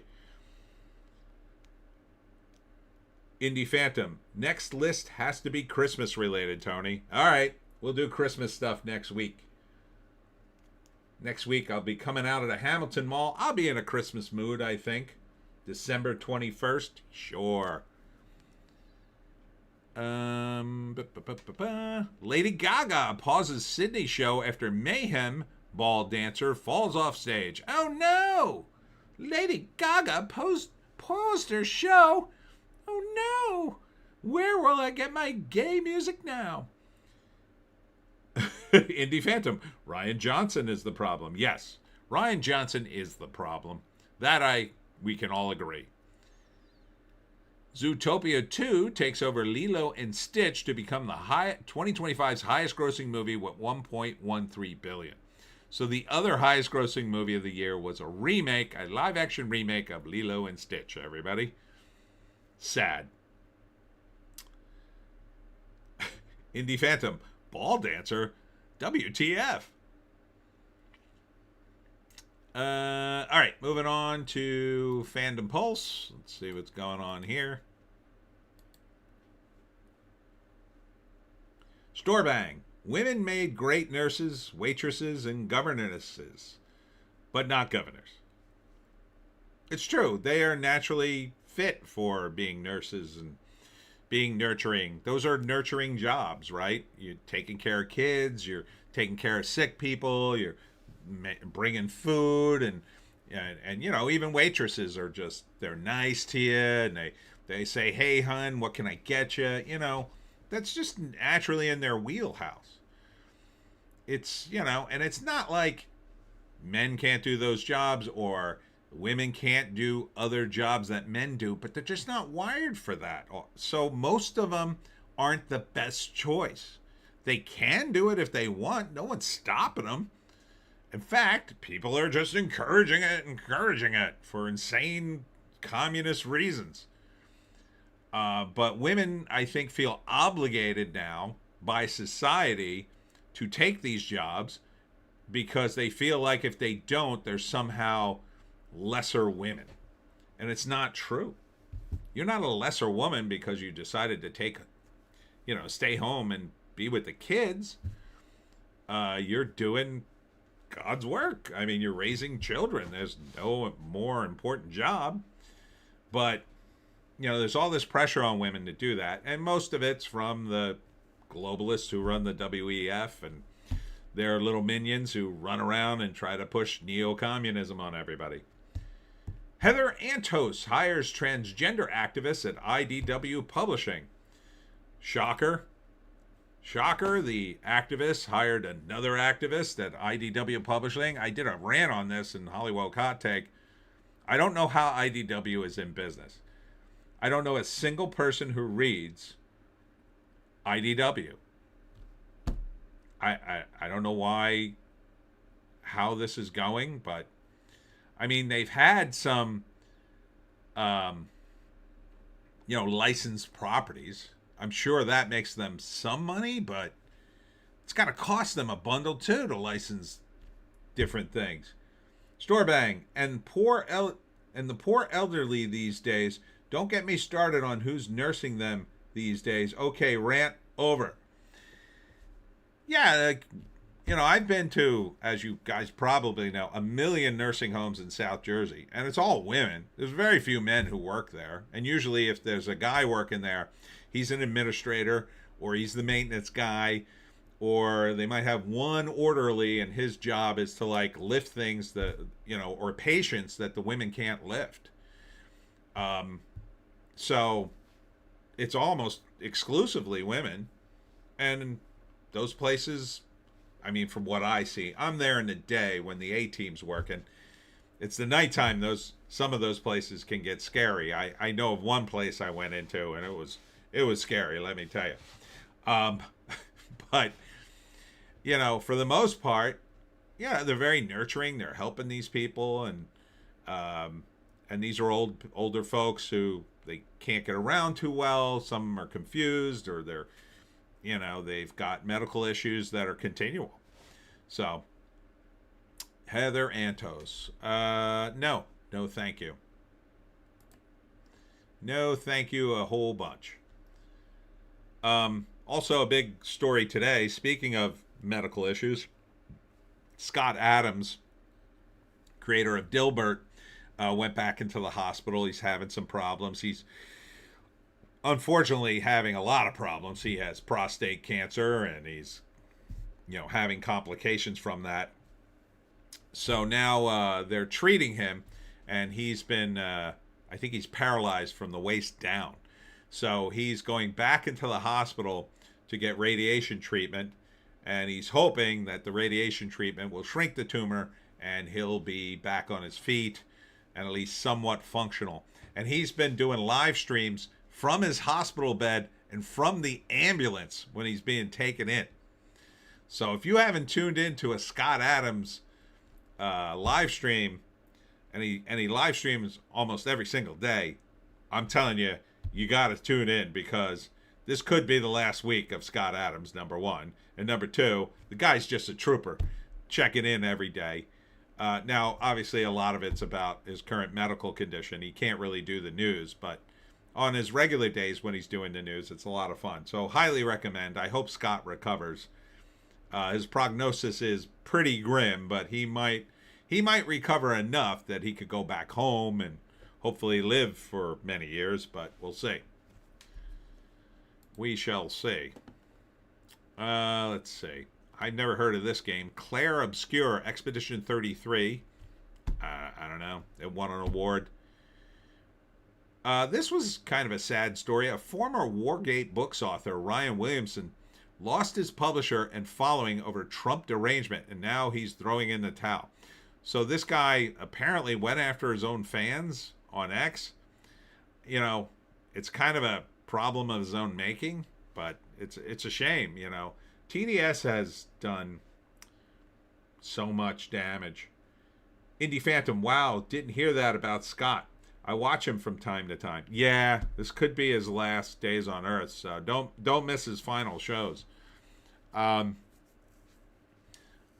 has done so much damage. I mean, even now, I still deal with some of the TDS and some of my family members. I cannot talk to them about politics at all. They just go off on a rant. With me and my recent ex-girlfriend, we had different political opinions, but we didn't talk politics typically.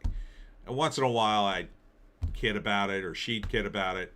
But for the most part, we just decided, we're not going to get into an argument over it or anything.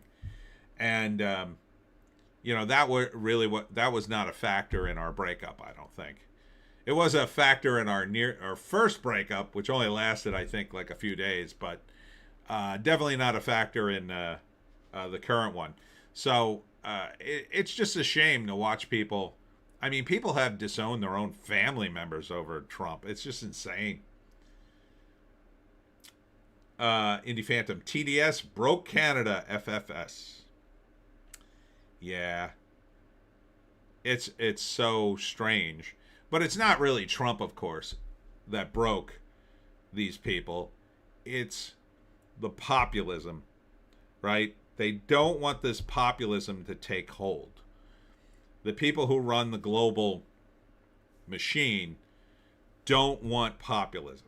They can't control everything when there's populism, because they'll vote you to right the F out under a populist ruler.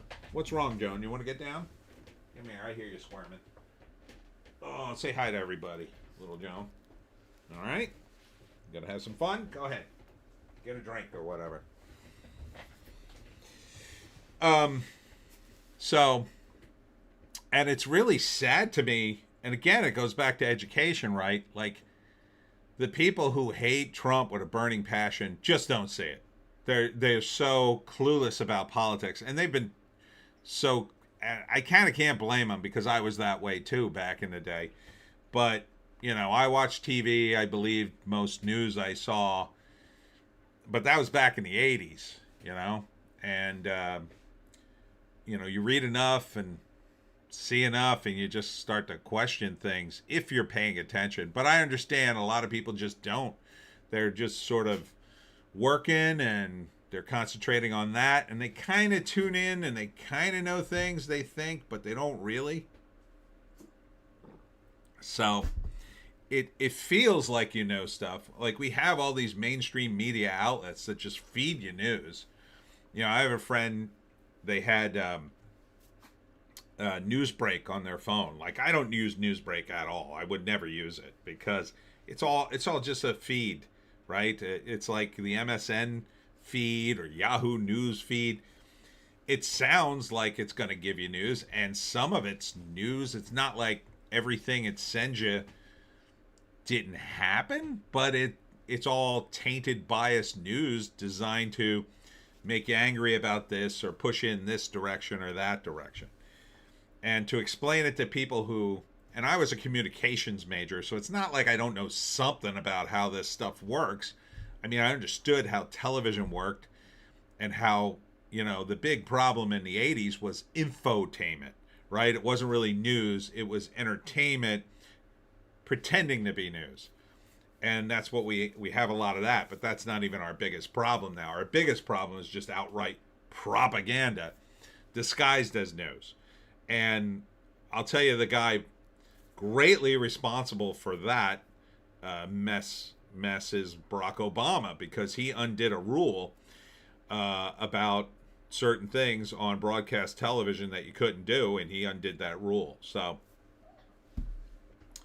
it didn't help. It wasn't totally to blame, but it didn't help. And we have so many people, I believe, in Hollywood and in the media business here that are basically either Chinese communist or Chinese communist cutouts. So you have the actual agents who are working, but then you have agents who come to this country and then they work other people. And so that's classic spycraft. So they pick a target and they either blackmail them, or they become their friend and blackmail them, or they honeypot them, you know, with some hot chick, or they are the hot chick, and they just, whatever they do to manipulate people, they'll do it. And once they get a hold of you, once they get you, you know, compromised in some way, they own you, as long as you're weak enough to go along.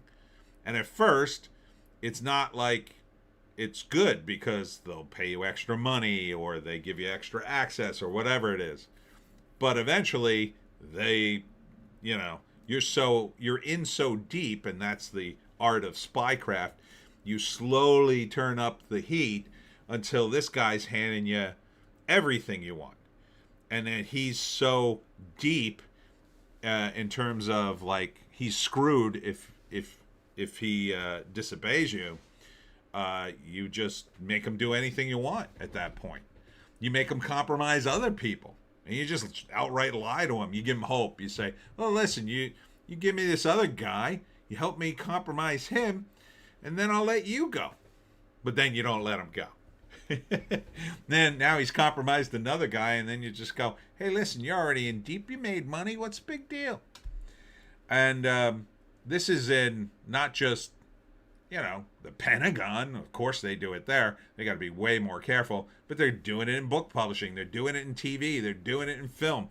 They're doing it everywhere because it works. How many people have been honeypotted? And you look at Jeffrey Epstein, how many people were honeypotted for something much worse? Yeah. Yeah. Because that level of honeypot, oh, that's dark. Indie Phantom, many fantasy authors fall victim to woke. Yeah, I don't quite understand why, because they operate in a fantasy realm where it's usually medieval times, which is not woke at all, but like, okay, now I'm going to go woke. Like these morons on X for a while, they were promoting this thing about disabled characters in Dungeons and Dragons, which is just the funniest, most ridiculous thing ever, right? Like a character in a wheelchair going on an expedition in a dungeon somewhere, or like, you know, rolling up the hill in Lord of the Rings. I'm coming, Gandalf. Hold on. I hope there aren't too many steps in this abandoned castle for us to go in. I'm going to fight this dragon from sitting down. Like, it's the dumbest thing I've ever heard.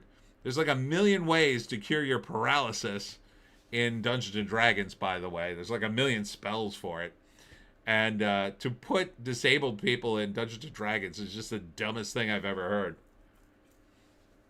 Indie Phantom, you don't want to end up like in a Neil Gaiman fantasy, allegedly. Yeah, well, there you go. Neil Gaiman's another guy. I don't know if he was honeypotted, but sounded like he just got weird after a while. Sounded like it just corrupted him. All right, now let's talk about Supergirl. James Gunn confirms Supergirl movie is really an anti-hero story. Now, I did a big riff on this on my video, and I got a lot of hits on it. I got like over 1,000 hits. Yeah, Supergirl, no bueno. It does not look good. I mean, and I said this in my video, if you had released this Supergirl trailer like 30 years ago, it would have blown the doors off of people. It would have been like, whoa, that's crazy, man. That is a crazy superhero. It would have been like, there was a movie, I don't know if you remember, My Super Ex-Girlfriend. It was Uma Thurman as a superhero who dates this guy, but then they break up and she has like a mental breakdown. And then she starts using her superpowers against him. There's a scene where she takes a shark from the ocean and throws it into his apartment. And it's crazy movie. It's pretty funny, actually. I didn't mind that movie at all. Supergirl is kind of like that, except instead of being a crazy ex-girlfriend, she is basically a hard-drinking, terribly scarred character who saw her homeworld destroyed. Because, like, Clark Kent didn't see it destroyed because he came to Earth as a baby.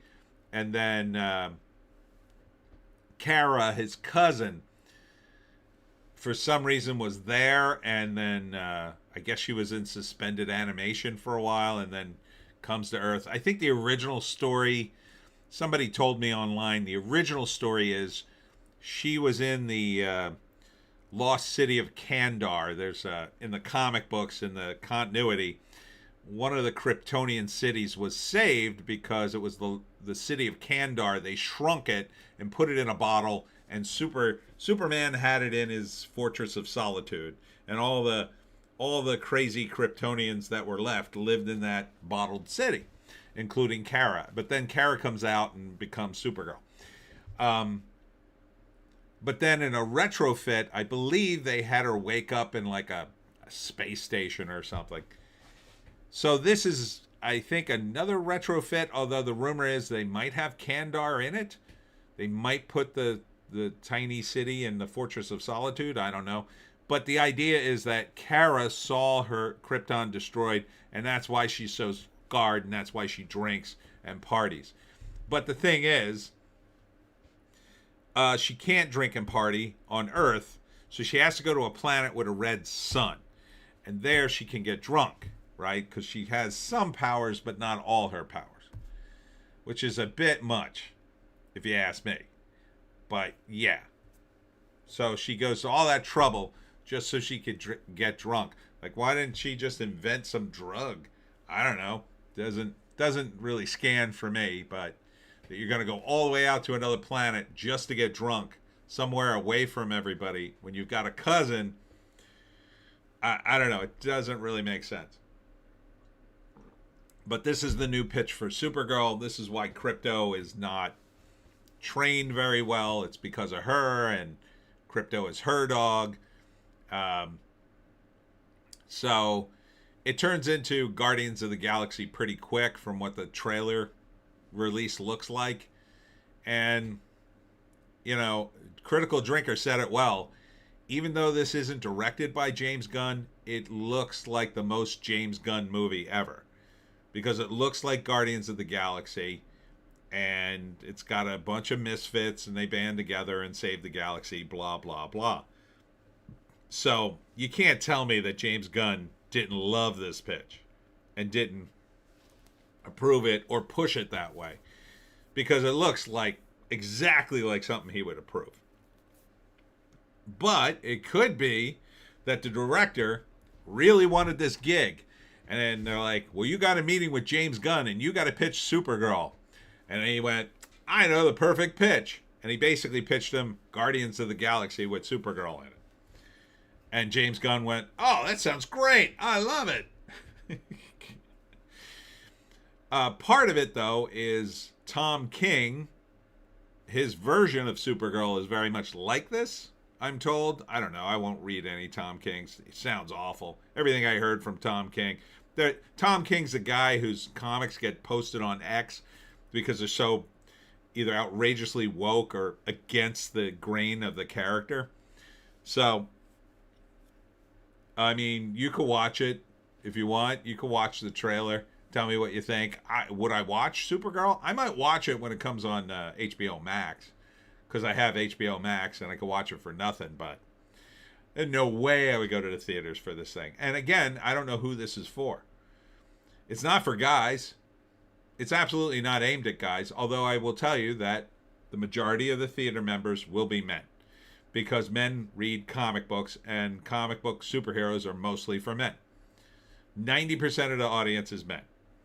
So you'll get a few of those hardline guys who are still in the hobby, and a handful of girls who think they're going to see some version of feminism, I guess, but really you're going to see a drunk Supergirl. So who's that appeal to? I wouldn't take my kid to see this. If I had a young daughter, I would never take her to see Supergirl. You think I want my daughter to see a movie where the main character is a superhero but she gets drunk all the time?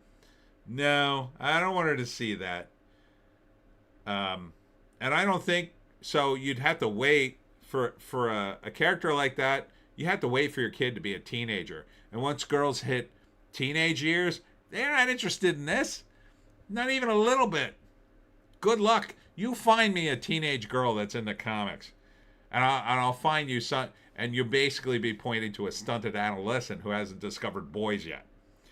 Because once girls hit teenage years, they're about their relationships. They're all about their relationships. And I've said it a million times. Indie Phantom, Tara Reid, Supergirl returns. Yeah, I mean, it might as well be Tara Reid. That would be pretty hilarious. I mean, the problem with it, I said in my video, is the character's just not very good. It never was good. It was never all that popular. Why even use her? This was the character they killed off in 1985 during Crisis on Infinite Earths. They killed her. Why did they kill her? Because nobody read Supergirl.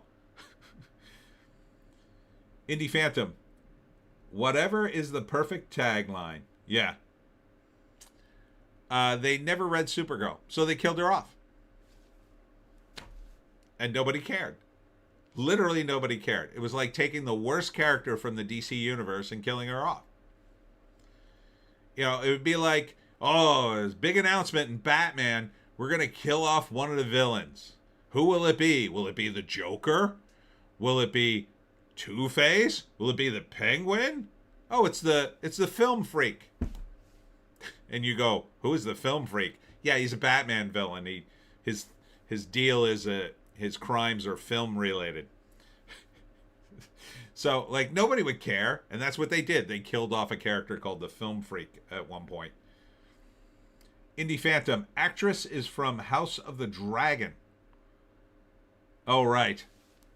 Yeah, I don't watch House of the Dragon. I'm out of Game of Thrones. I won't trust that as far as I could throw it.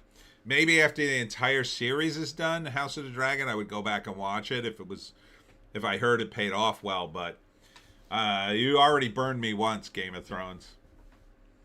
Amazon Games confirms Tomb Raider: Legacy of Atlantis is a true reimagining of the original Tomb Raider. I know, because Phoebe Waller-Bridge is working on it, and she had a true reimagining of Indiana Jones, and we saw that abortion, did we?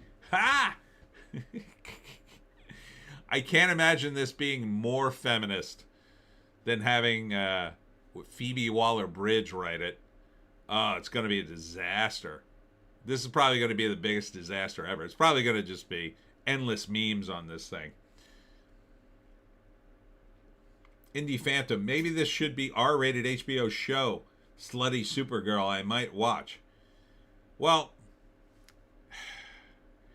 the first way you could make Supergirl work would be to make her hot and sexy, because you'd have to acknowledge that the movie's mostly for men. So I would put her in the cheerleader costume from the 90s animated movie. Absolutely. That's a hot costume with a bare midriff. Put her in there. The next thing you have to determine is, you can't really make her slutty, but you could make her a little bit nuts. Like, instead of making her a crazy party girl, what you could do is make her someone who wants to prove herself so much, she gets herself into trouble all the time. So it's not that she goes to these planets to party, but she goes to these planets in faraway galaxies that are so crime-ridden, she couldn't possibly fight all the crime. And then Superman is like, Kara, don't go there. That is, like, it could be a planet like Crime World, right? Where, like, the entire planet is just infinitely corrupt. And she's like, no, I know there's a good person there. And she goes there anyway and tries to fight the crime and gets her butt kicked because it's under a red sun, or maybe the sun changes. And then it's a whole story about her escaping and her purity trying to, like, shine through despite all that. That would be like a fun show. And it would work with the character. Indie Phantom, I don't get these bars in space. Well, they're all a rip-off of the cantina in Star Wars, I would say. You can have different planets with crazy cities and whatnot, but then you got to do all the aliens and why they're there and all that good stuff. Why they're like human bars, I don't know. They should be very alien. They should be extremely alien, but, unless you're doing it in the future when humans are out there too, like, it doesn't make any sense to roll into a bar that looks like one of our bars and then say, oh, this is a bar, This is a really crazy bar for aliens, and then it just looks like a dingy bar in the United States or whatever. At least the one in the Katina scene worked, again, because there were humans amongst the aliens, but it was mostly aliens. I'll give them that. But yeah, I would completely write off Tomb Raider. There's no way I think that will be good. Here's Star Wars Fate of the Old Republic game. Don't care about that. Indie Phantom. I like the Katina, but not sure in Supergirl. Hold on, my dog is doing something. What are you doing, Joan? Joan, don't you pee in this house. Don't you dare pee in here. She's going to pee somewhere. DC Comics post Absolute Batman number 15 sells over 300,000 copies with variant cover scheme. So there's that. See, this is the state of modern comics. Want to sell some comics? Oh, how about a variant cover scheme? That'll sell a lot of copies. Will anyone read them? Read them? Who the hell reads comics? Not anyone I know. But this is the state of DC Comics. I would fire all these people. Again, I'll just keep saying it. I would fire everybody that works for DC and Marvel. I would fire them a second. I wouldn't even hesitate. I would shut down the entire division to redesign it and then rehire people if I wanted to keep it. But they will do that one day when they're finally sick of comics, I guess. But yeah, they should just fire everybody. I don't know what that is. Silux, the wet noodle of Metro. I don't know what that is. Hollywood Reporter. More on Zootopia. Paul Rudd says Ice Cube's approval of new Anaconda is like being blessed by the Pope. Okay. I guess. I don't know. The Anaconda movie, if they didn't put Thandie Newton in it, I might actually be interested in it, but I kind of think that's going to put a kibosh on the whole movie. But Paul Rudd is funny. Jack Black, he was tolerable in Minecraft. I don't know. These days I'm sort of on the fence about him. Ashton Kutcher, Mandy Moore, Rebel Wilson, and more react to deadly attack to Hanukkah celebration in Cindy's Bondi Beach. Well, I mean, they are calling out the anti-Semitism, so that's good. I'm not so sure celebrities should be reacting to these big news stories, but good for them for condemning it.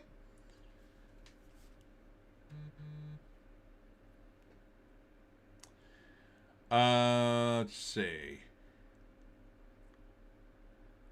More. Dakota Johnson makes a surprise cameo in Lily Allen's Madeline performance in SNL. Who cares? Who cares about Dakota Johnson? Streaming ratings. All Her Fault surges in second week. I don't know what that is. Indie Phantom. Jack Black. Man, he stayed afloat. He sure did. Vin Diesel says he wrote a role for Cristiano Ronaldo in the next Fast movie. Yeah, no kidding. Guy's the most popular soccer player who ever lived. You could pretty much guaranteed like 10 million Latinos will see the movie if you put him in there. Absolutely, 100%. I would put Ronaldo in any movie. If I was working at Hollywood right now, greenlighting projects, and you told me, you all right, John? You told me Ronaldo was going to be in the movie, I'd greenlight it. Whatever it was. I'd be like, done. Take the money. If it's just 90 minutes of Ronaldo talking about soccer, you can do it. Because that guy will bring in people.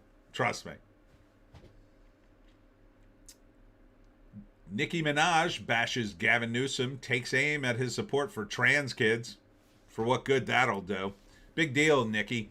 You do that now that Gavin Newsom is safely ensconced in the governor's office. How about doing it during his recall vote? Indie Phantom. Didn't see that career turnaround coming. I mean, Seth Rogen seems to be struggling more.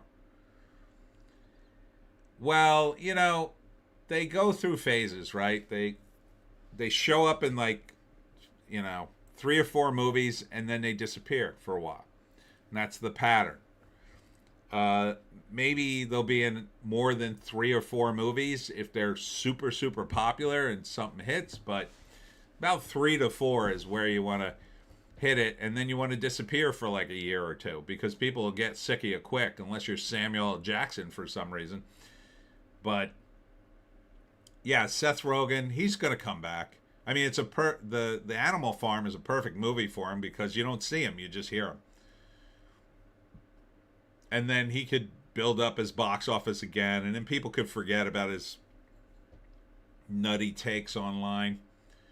Once people forget, it'll be fine. Let's see. What else? What else is going on? Paranormal Activity relaunch lands rising horror filmmaker Ian Tuason. I think this is a bad idea to bring this movie back, but this is all they do now. I mean, Paranormal Activity? When did they make the last one? They made a bunch of these, didn't they? Paranormal Activity. Didn't they make sequels to this? Could have sworn they did. Paranormal. Yeah, there's 4 at least. How many sequels? How many sequels? How many Paranormal Activity movies did they make? Is it more than 4? Franchise. Here we go. 1, 2, 3, 4. Oh my God, they made 7 of them? And the last one was 2021. Indie Phantom was disappointed to hear that Tom Cruise might have skipped chance for Kennedy honor. Guess he didn't want the heat from perceived Trump support. Kiss getting hate this week. Oh yeah, that was a big story this week. The weird thing about that was it was Gene Simmons, not Ace Frehley, of course, he had died, but it was the other guy, I can't think of his name, who's also in Kiss. Then it was Gloria Gaynor, George Strait, and they were mentioned in the article in the New York Post. But there was another guy in the room who wasn't mentioned until you got into the article, and he's in the picture. He is Sylvester Stallone.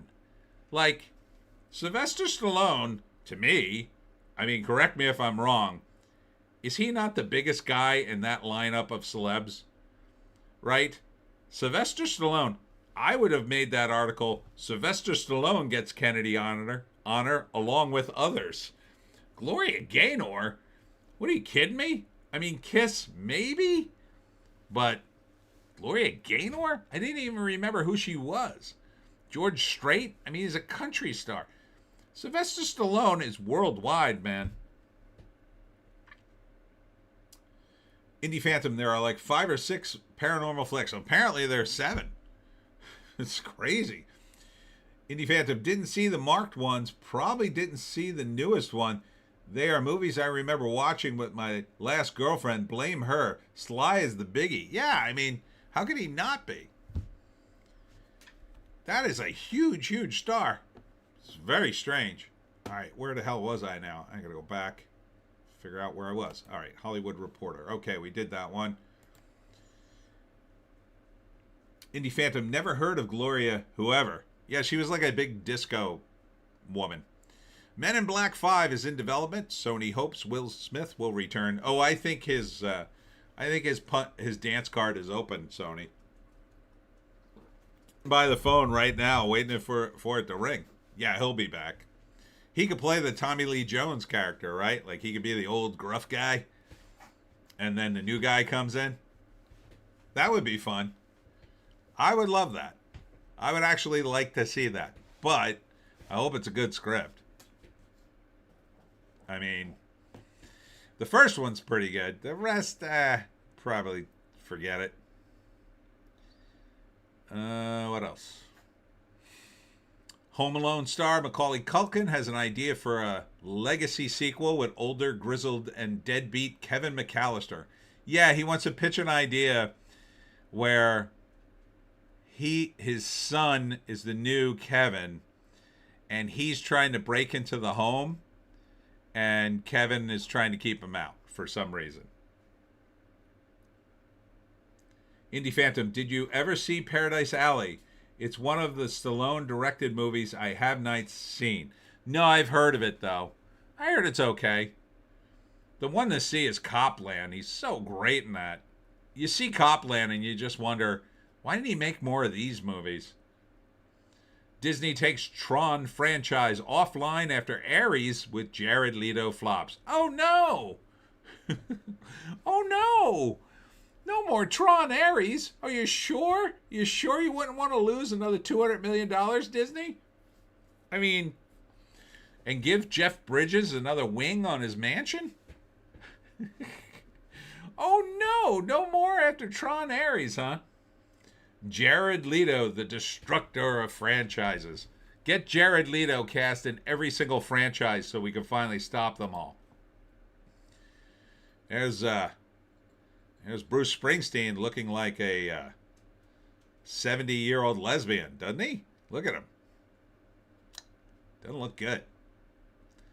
Doesn't look good. All right, what else is going on here? Battle rests on Crapco value, but are CNN and cable nets really worth just $1 a share? Yeah, I don't think they're worth anything. I don't know why anybody would buy CNN. Indie Phantom reminds me of Corey Feldman wanting to return for Friday the 13th flick. Let's see.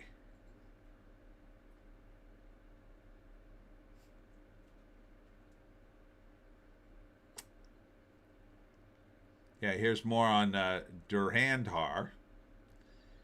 Ryan Coogler recalls one of the Sinner's most difficult scenes to film. I almost lost my mind. I'll tell you one scene you shouldn't have shot was that music scene. That didn't make any sense to me. Should have kept that. Would have cut that right out of the movie. This is all the same stuff here. Here's another SNL article, everybody. Indie Phantom, best Jared Leto movie? I guess Fight Club or Requiem for a Dream. Probably Dallas Buyers Club, because that's the one where he won the Oscar. I think that's why they just keep putting him in movies. More SNL. Jim Carrey actually tried to bail on the How the Grinch Stole Christmas because he couldn't take all the makeup. And they actually hired a CIA trainer to help the actor endure the makeup because he found it torture. What a baby. You're talking $20 million.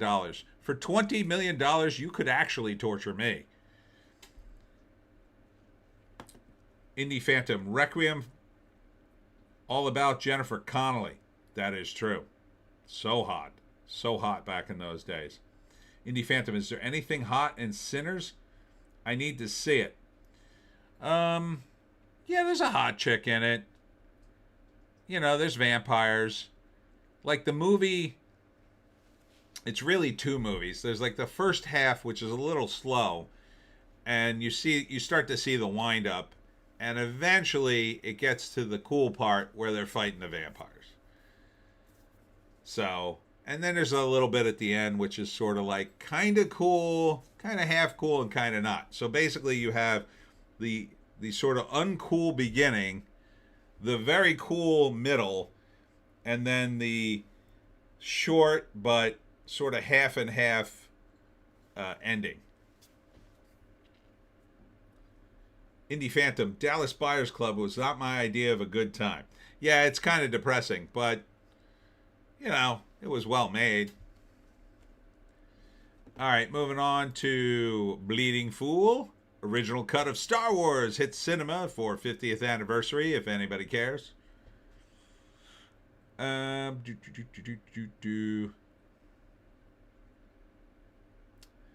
Carvey and David Spade defend saying the word Christmas. They got a podcast now, so they say things. Oh, this was an article this week. Netflix considered buying Disney before choosing Warner Brothers. Now, I don't think there's any way Netflix could have bought Disney. I mean, Disney's worth an S-ton of more. But I guess it's possible they could have gotten the loans together.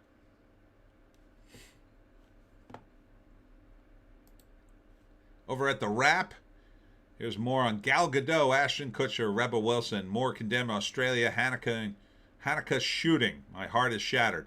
Well, yeah, absolutely Gal Gadot. I mean, she's from Israel, so you can imagine she had something to say about that. 7 best comedy movies on Prime right now. How likely is this going to be a good list? I give it 25% shot that 2 of these out of 7 will be good. Indie Phantom, hottest Connolly flicks are Mulholland Falls, The Hot Spot, Requiem for a Dream, and Career Opportunities. What about The Rocketeer? She is amazing looking in The Rocketeer. All right, here are the best comedies on Prime Video right now. See if you agree. How Does Grinch Stole Christmas? I guess it's a comedy. I mean, it's funny. Indie Phantom, Gal Gadot, Old Enough to Be My Girlfriend Now. Nice. How the Grinch Stole Christmas? Barbershop?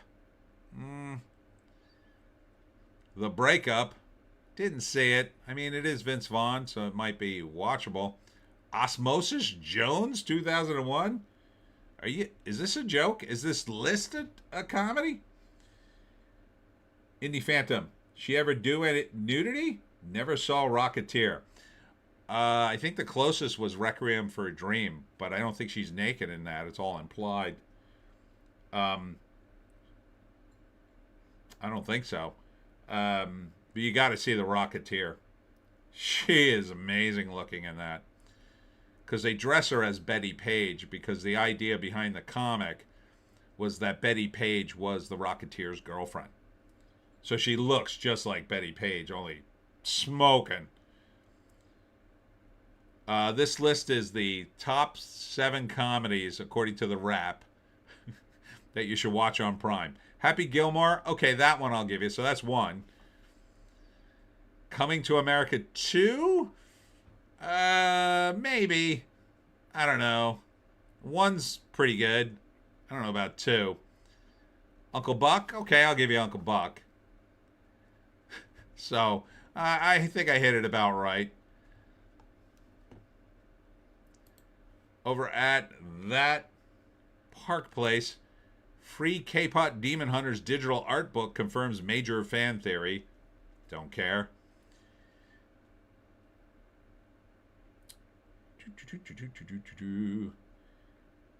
LeMay, they should have kept Osmosis Jones PG-13 and fully animated.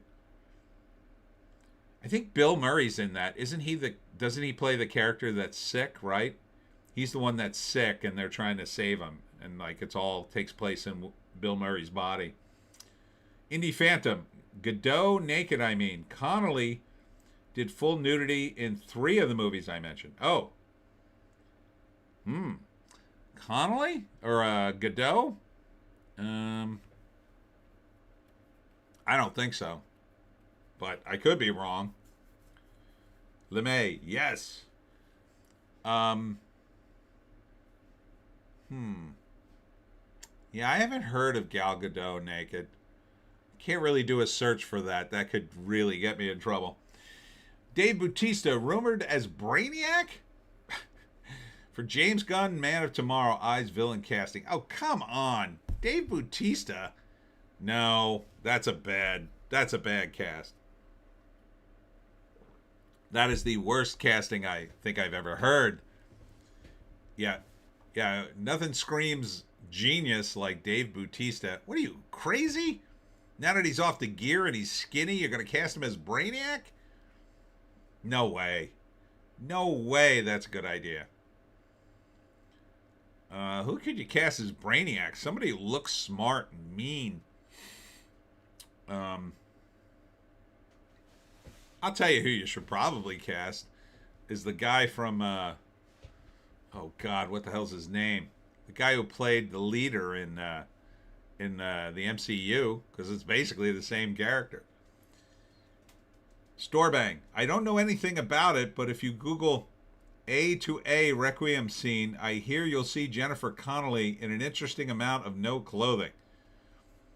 I heard she does something with a double-ended sex toy that's interesting, but I thought it was all implied, but I guess it's not. Indie Phantom, Tony, I request you also make a Christmas list for next week. Okie dokie. You got it. Storebang. Not that I've watched that scene several times over and over on loop or anything. Epic Universe death case reaches resolution as family and Universal settle following Stardust Racers incident. That's a shame. Avatar Fire and Ash poised for massive $100 million China opening. See, this is why I say this movie's not going to do well here. It's going to kind of bomb here, but they're going to spin it as it not bombing because they're going to focus on the Chinese opening. But that's not that big, right? Compared to, what's the name? Zootopia? Zootopia is doing 400 and friggin' million in China. It opened at over 100 million, I think. It's doing gangbusters in China. This movie, all right, it opens at 100, and then what happens the week after? It goes to 50, 25. That's not 400 million. So, Indie Phantom, the ice harvest is one people often overlook for the holidays if you haven't seen it. I've heard of it. I forget what it's about. New York Post. This is the guys who killed everybody in Australia. Indie Phantom. Which scene? Store bang? So lots on the Australian thing. Here are the odds of the winning $1.1 billion Powerball jacket. I bought one. I hope you got your Powerball jackpot card out there. And if you do win, remember to buy the Pineys, books 1 through 19. In fact, buy me a house. And then you get all the Pineys signed by me. I'll read them to you. How about that? Boozy hedge fund Scion flips golf cart at $15 million Hamptons estate, leaving pals with broken bat and bleeding skull. Oof. Ouch. Rich kid did something stupid. Let's see. Unfazed OnlyFans star poses for cameras upon arriving back in UK after controversial ballet stunt. This is Bonnie Blue. Boy, I can't wait until her 15 minutes are up. Speaking of A to A scenes. Oh, there's Rocky. Iconic Rocky Balboa statue could be moving back home atop Philadelphia Art Museum steps. That's where it belongs. Indie Phantom. Is that Nick Fuentes? Not sure who you mean. Oh, no, that's not him. Nah, he's not rich, my understanding. Winning Powerball numbers drawn for... Oh, it was drawn? Oh, okay. So, let me see if I got any numbers. I'll check it live on the stream. If I have the numbers, I'm going to lie. All right. So we got 1. Nope. 28. Nope. 31. Nope. 57. Nope. 58. Nope. And the power number, or the extra number, is 16. And nope, I didn't have a single number. All right. I'm not a billionaire, everybody. I'm not a billionaire. Indie Phantom. Bonnie Blue is just depressing. Rocky 2 is the one I still never saw for some... Or Rocky 2? Really? Rocky 2? You never saw that one? It's pretty good. Oh my God. Raging floodwaters destroys Montana Bridge. Whoa. That's no bueno. Oh, this was a big story this week. Amy Schumer's getting divorced. Now that she lost all the weight. Where's the picture of her losing all the weight? Oh, they don't have it. So there's a picture of her. She doesn't really look thin. Like her face still looks fat. Indie Phantom, nicely played, Tony. And her husband was a chef, which you can kind of understand why she was a little hefty, right? You got your husband cooking you all kinds of great food. You're probably going to eat it. But like Amy Schumer, I already just know her as being fat. She was never all that thin. But, you know, she's curvy. I don't know why she would. I mean, I know why she should probably lose the weight because it's healthier, but if she's using Ozempic, which I strongly suspect she is, she's just lost it all. So she doesn't look better, though. She just looks odd now. Like, she's going to have to get some plastic surgery to sort of tuck everything back in, I think.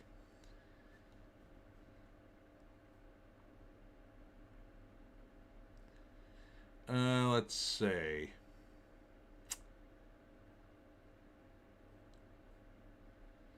Bunch of sports.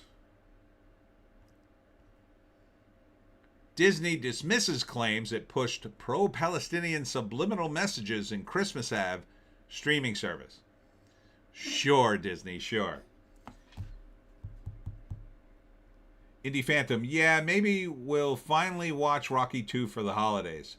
Storebang, ew, yeah. Have you ever seen the video clip of the line of dirtbags lining up for Bonnie Blue or the other one?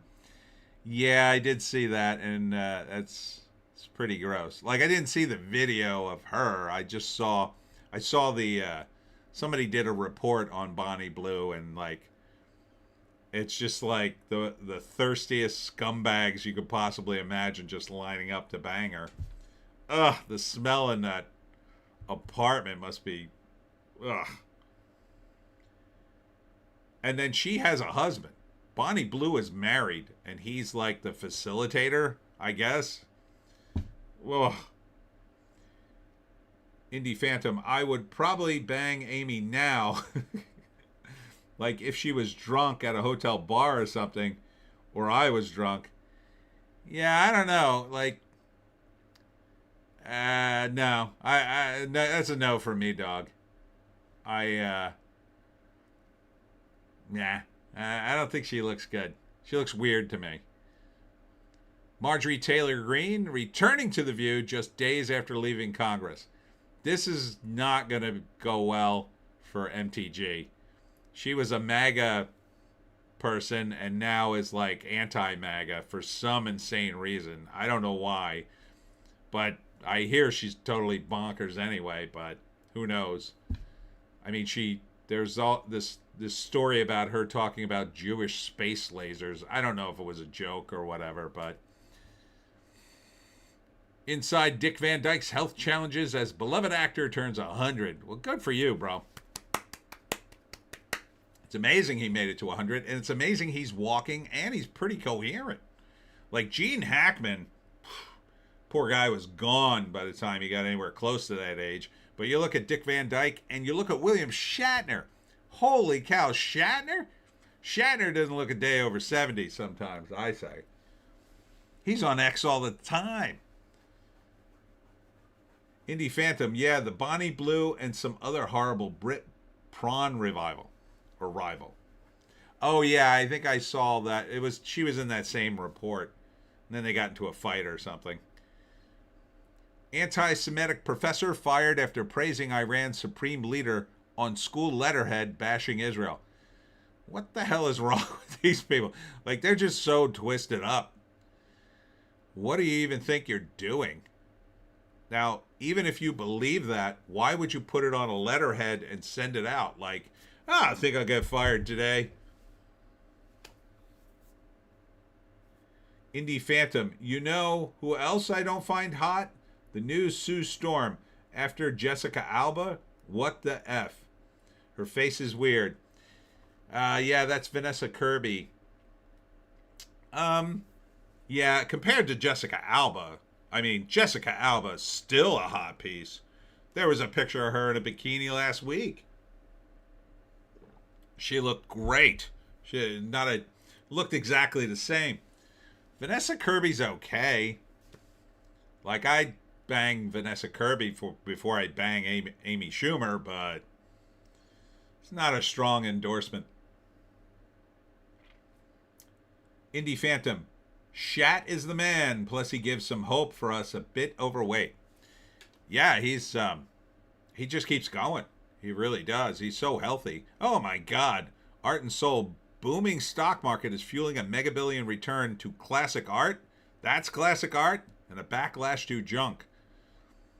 Where's the classic part of this? I guess that piece on the left. Obsessed Pokemon fan sends price of a single card skyrocketing 971%. You have no idea what's coming. I don't know. Somebody should check on him, I think. Indie Phantom. Dick Van Dyke just seems like totally cool class act. I would definitely bang Kirby too. Yeah, I always liked Dick Van Dyke show. That was a really good show. He was great in it. And Mary Tyler Moore was great too. Very understated performance from her, but always on point. There's such an amazing episode with them and Carl Reiner. And the deal is Mary goes on a game show and wins. And at the end of the game show, the host will try to get the winner to say something embarrassing or something telling about their lives. And Mary accidentally reveals on air that Carl Reiner, who plays Dick Van Dyke's boss, and Dick Van Dyke's a comedy writer on the show, is actually bald and wears a toupee. And so there's this great scene afterwards where Carl Reiner calls Dick Van Dyke and Mary Tyler Moore into the office to chastise them. And he has in his office a line of hair pieces, and they're all different phases because he had this elaborate plan so nobody would know he's actually bald. And so he goes, see, I had them all fooled. Look, Carl, you're going bald. Carl, you need a haircut. Carl, your haircut's terrible. Like, he has all these like hair pieces for every possible situation. It's so great.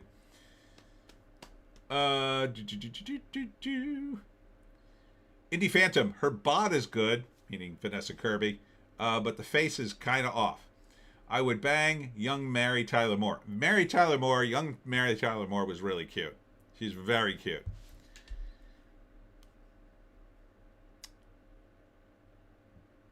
Brandy Glanville rocks red bikini bottoms in holiday video, receiving diagnosis for face disfigurement. Okay, that's unfortunate. I hope like someone like that, I understand why you would want to get plastic surgery, obviously, to fix that. So that to me is the kind of person who obviously should get plastic surgery if that would help her. I don't know how her face got disfigured. Let's see. Anything else? Oh, here's former Mrs. Tom Brady. And, yeah, divorced Tom Brady. The greatest athlete to ever live, worth millions of dollars. Not good enough. She's going to do better. I still don't get it.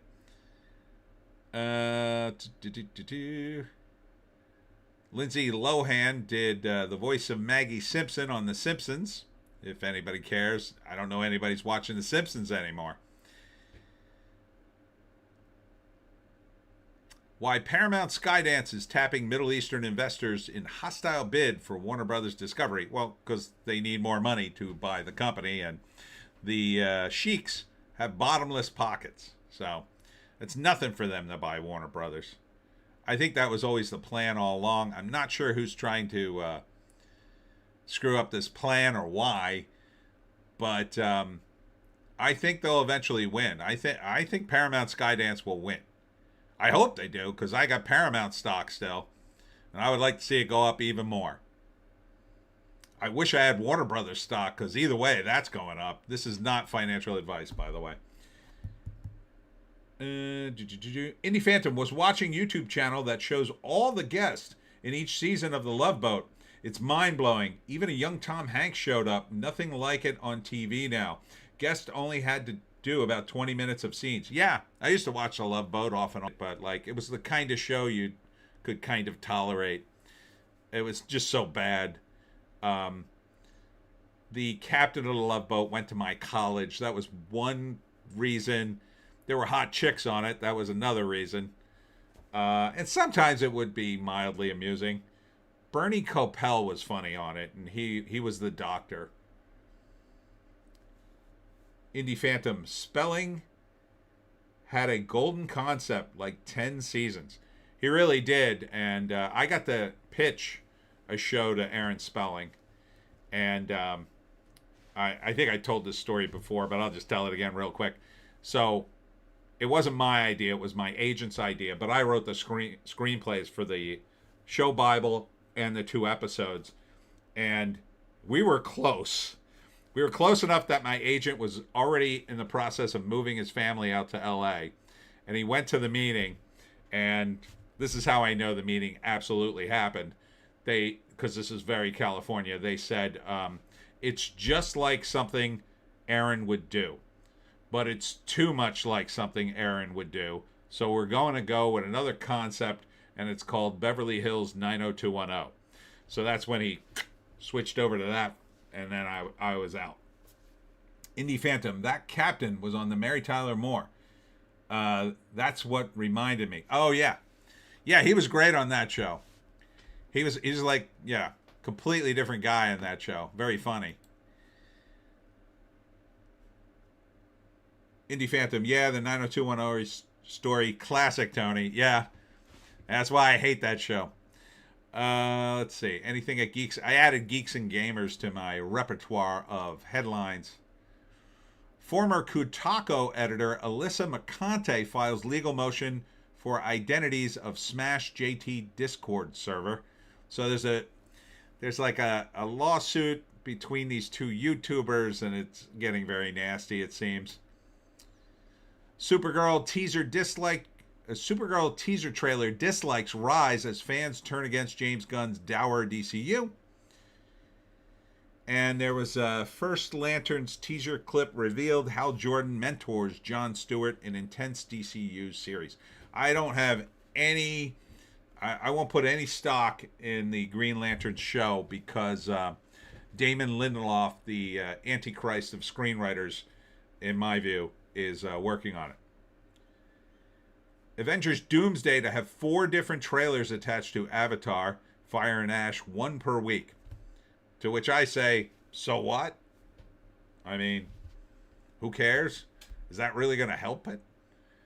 Are people going to go see Avatar 4 times just to go see the trailer? I'm pretty sure it'll be on YouTube like 5 seconds after they put it in the theaters. Breitbart, more about the massacre. Nothing really going on their entertainment page today. I did the Hollywoke, not the Hollywoke hot take, but the news blast. Nothing really going on. Indie Phantom, I know Geeks and Gamers YouTube. Didn't know they had a web page. Yep. Yeah, and they cut some deal with Dictor von Doomcock, and now they're doing some work together or something. I'm not exactly sure how.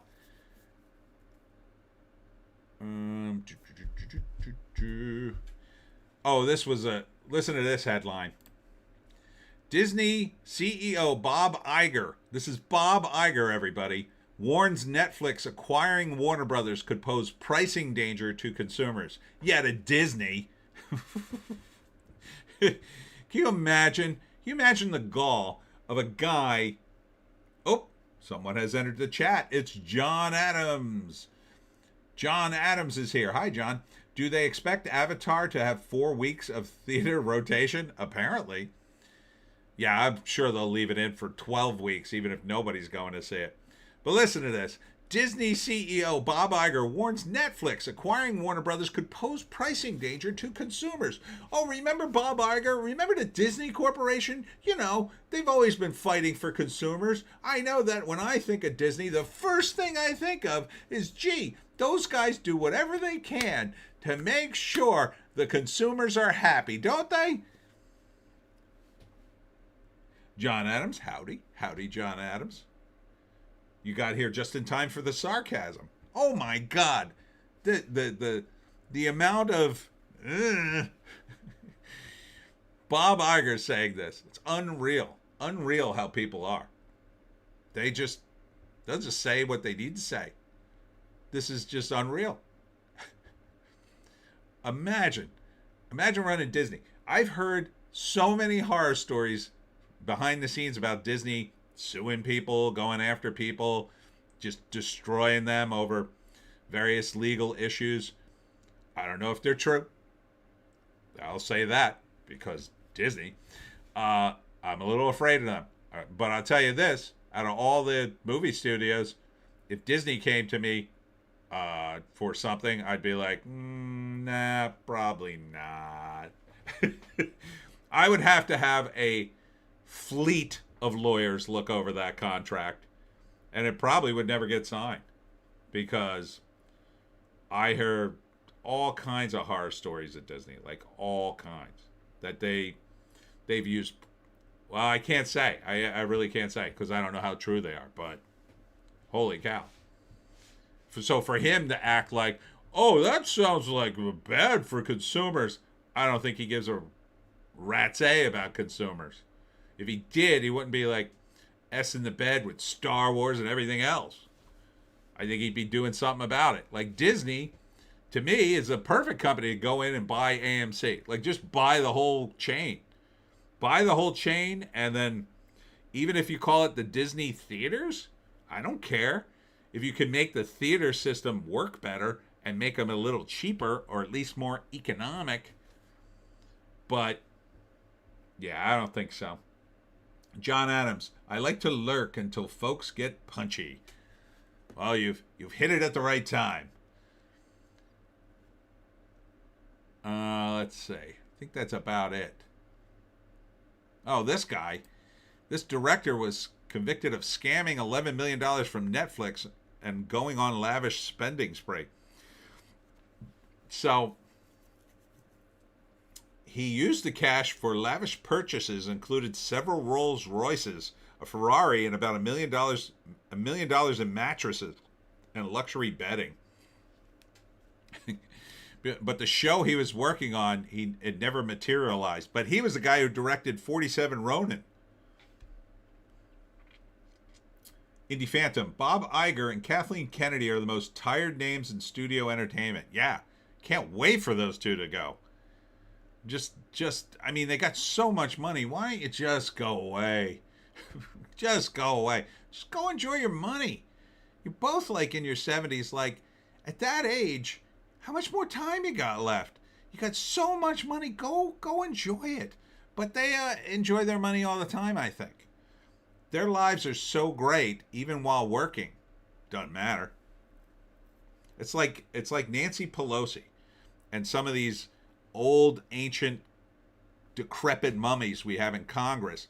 Their lives are so amazing, even when working. Even when working, because they barely work. They got assistants for everything. They got people for everything. They don't do any work. The papers come and go, what do I need to sign? What do I need to sign so I can go back to my insanely expensive lunch, which I don't pay for because they probably eat in the congressional restaurant where you get it whatever you want. Well, where do I sign so I can go back to my massage and my hookers and my blow? Okay.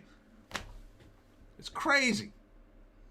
Not that they do hookers and blow in Hollywood. I mean, let's be real here.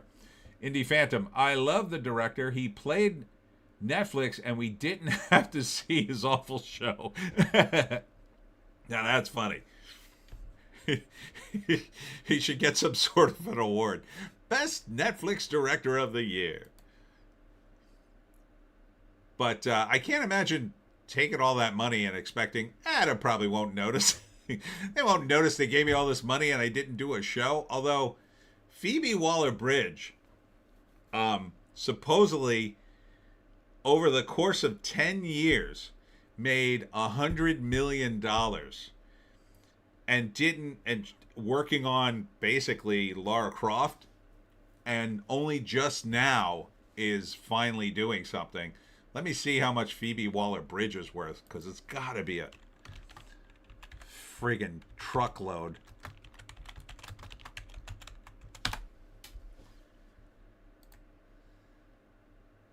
Phoebe Waller-Bridge, 50 million. Yeah.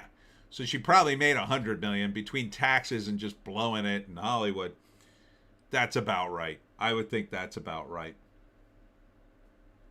John Adams, I've not hit it yet, but I think there's a point where you switch from making money to making legacy as the main motivating factor. Not that they've got a great legacy, but the desire remains. Ah, I see what you're saying. That is true. But in the case of Nancy Pelosi, for instance, I don't see any legacy. Like, the only legacy is an insane amount of money that they still seem to be grabbing with both hands. And that's it. Like, what legacy does she have other than the woman who screwed up Donald Trump's first term as much as she could? In terms of Kathleen Kennedy and Bob Iger, like, what legacy do they have? Like, I guess you could say Kathleen Kennedy could turn it around with a movie. But Bob Iger, at the end of the day, it's not even about the movies he made. It's just about the giant pile of money. Because he's not really a movie guy. He's just the guy who runs the business end of the movies, right? I mean, he just runs the company. So he gets the blame, and he gets some of the blame and some of the praise for he gets praise for the hits and the blames for the flops, but it kind of cancels it out. And when you look at Disney overall, I think it just, it doesn't have a great rep. Doesn't have a great rep. But, and this was a news story this week. Actress Amanda Seyfried will not effing apologize for calling Charlie Kirk hateful after his assassination. That's sad to see, because I don't think she knows what she's talking about. Indie Phantom, Netflix makes so much content he might have thought he could just go under the radar. John Adams, they're too far into their local bubble to know how they're widely perceived. You think? I mean, maybe. I think a lot of it's just denial, right? Because I know that, I've seen guys, and I've had a little bit of a taste of it on the internet, not much, but I have seen guys in the comic book industry. My friend who drew Batman, one of the things they told him was, don't look at the comments about your work in the forums. And he, of course, did. And they said the number one reason they lose artists at DC for Batman was because the artists would look at the comments and they would have nervous breakdowns over it. And my friend who drew Batman, he was one of the most confident people I ever knew. He would confidently talk his way through anything. He could lie like nobody's business, and he would often tell elaborate stories about himself. And he got girls that you cannot believe the women this guy banged. I mean, the hottest girls. Some of them were crazy as hell. Oh, that was true. But some of the hottest women I ever seen, and sometimes two at a time. I mean, he was crazy about that. But he looked at those comments and he almost, it almost broke him. And we kept telling him, don't look at the comments, dude. So I think the only way to kind of deal with the criticism is to sort of push it off, not look at it, or just dismiss it and come up with some way in your brain to dismiss it all. And I think that's what they do. And ultimately, they convince themselves that that criticism is completely unjust. And that turns into all criticism against them is completely unjust. Because anything that sounds like the common criticism has already been dismissed. And then that gets grouped in. And that becomes the criticism you hear over and over again, and you just say to yourself, "Oh, that's not true. That's not true." So, I can kind of see how it would happen, I guess. Indie Phantom, Mandalorian and Grogu will be a hit, and Kennedy gets her Rey movie not. I don't know if it's going to be a hit, but it might be. Amanda Seyfried finally realizing she is losing attention. Yeah, that's what it seems like. She's starting to show her age a little bit. John Adams, you could also be a sociopath. You could. And I could. Indie Phantom, 2 at a time? Freaking comic artist got game. He did. He did.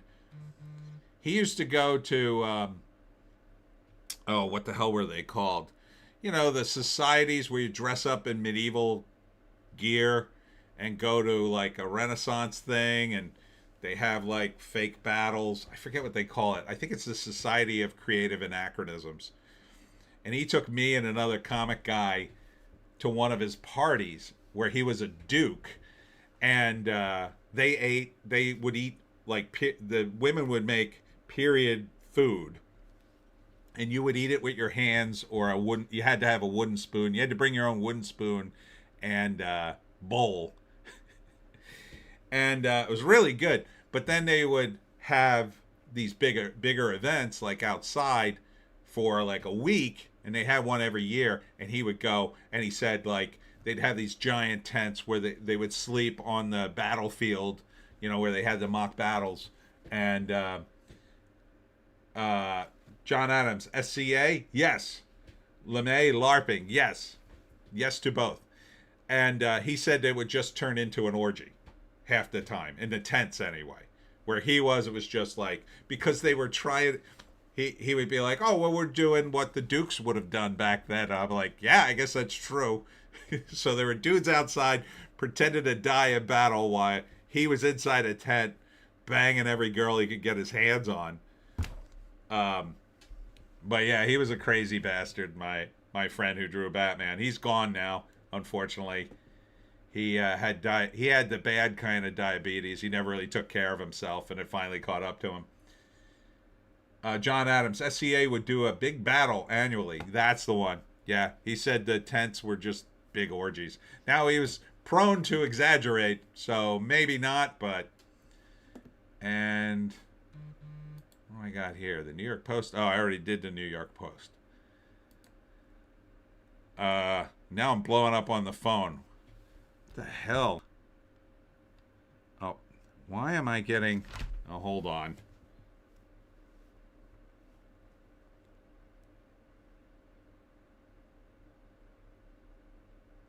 What are you... oh my god. Alright, I'll have to address this later if I get to address it at all. Anyhow, got to wrap this up because it's about 10 o'clock, and now I have a phone call to make or whatever. So, what have we learned today?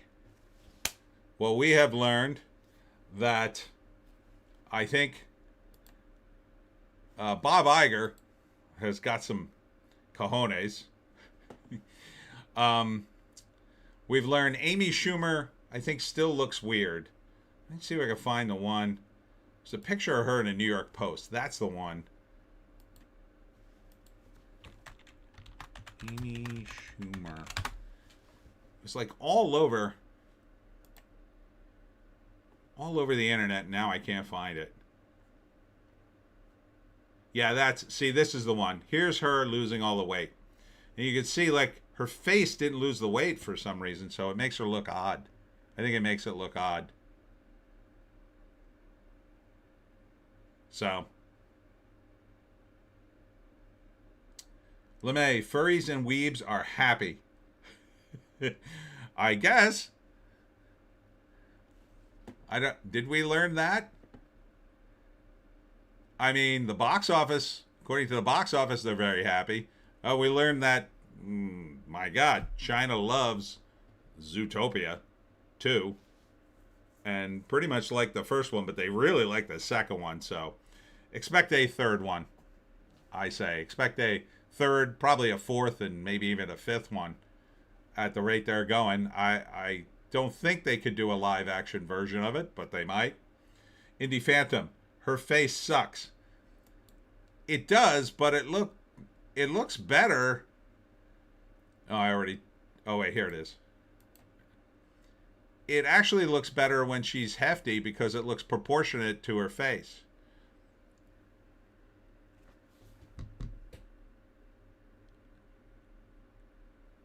And now I'm getting blasted for some reason. Why am I getting blasted?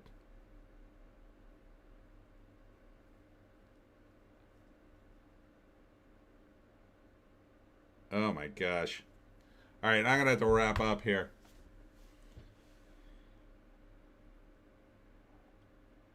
She loses weight and scrubs her old internet pics, says Indie Phantom. Reminder, Tony, Christmas list. Yes, we will do Christmas next week. Various lists. I have all week, so I'll figure something out. LeMay, theater kids have become mainstream. That is a very sad reality we live in, yes. Yes, it is.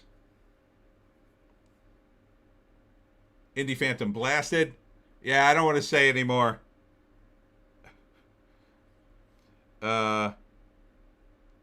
So apparently my ex has watched the stream, so let me see if I can talk to her.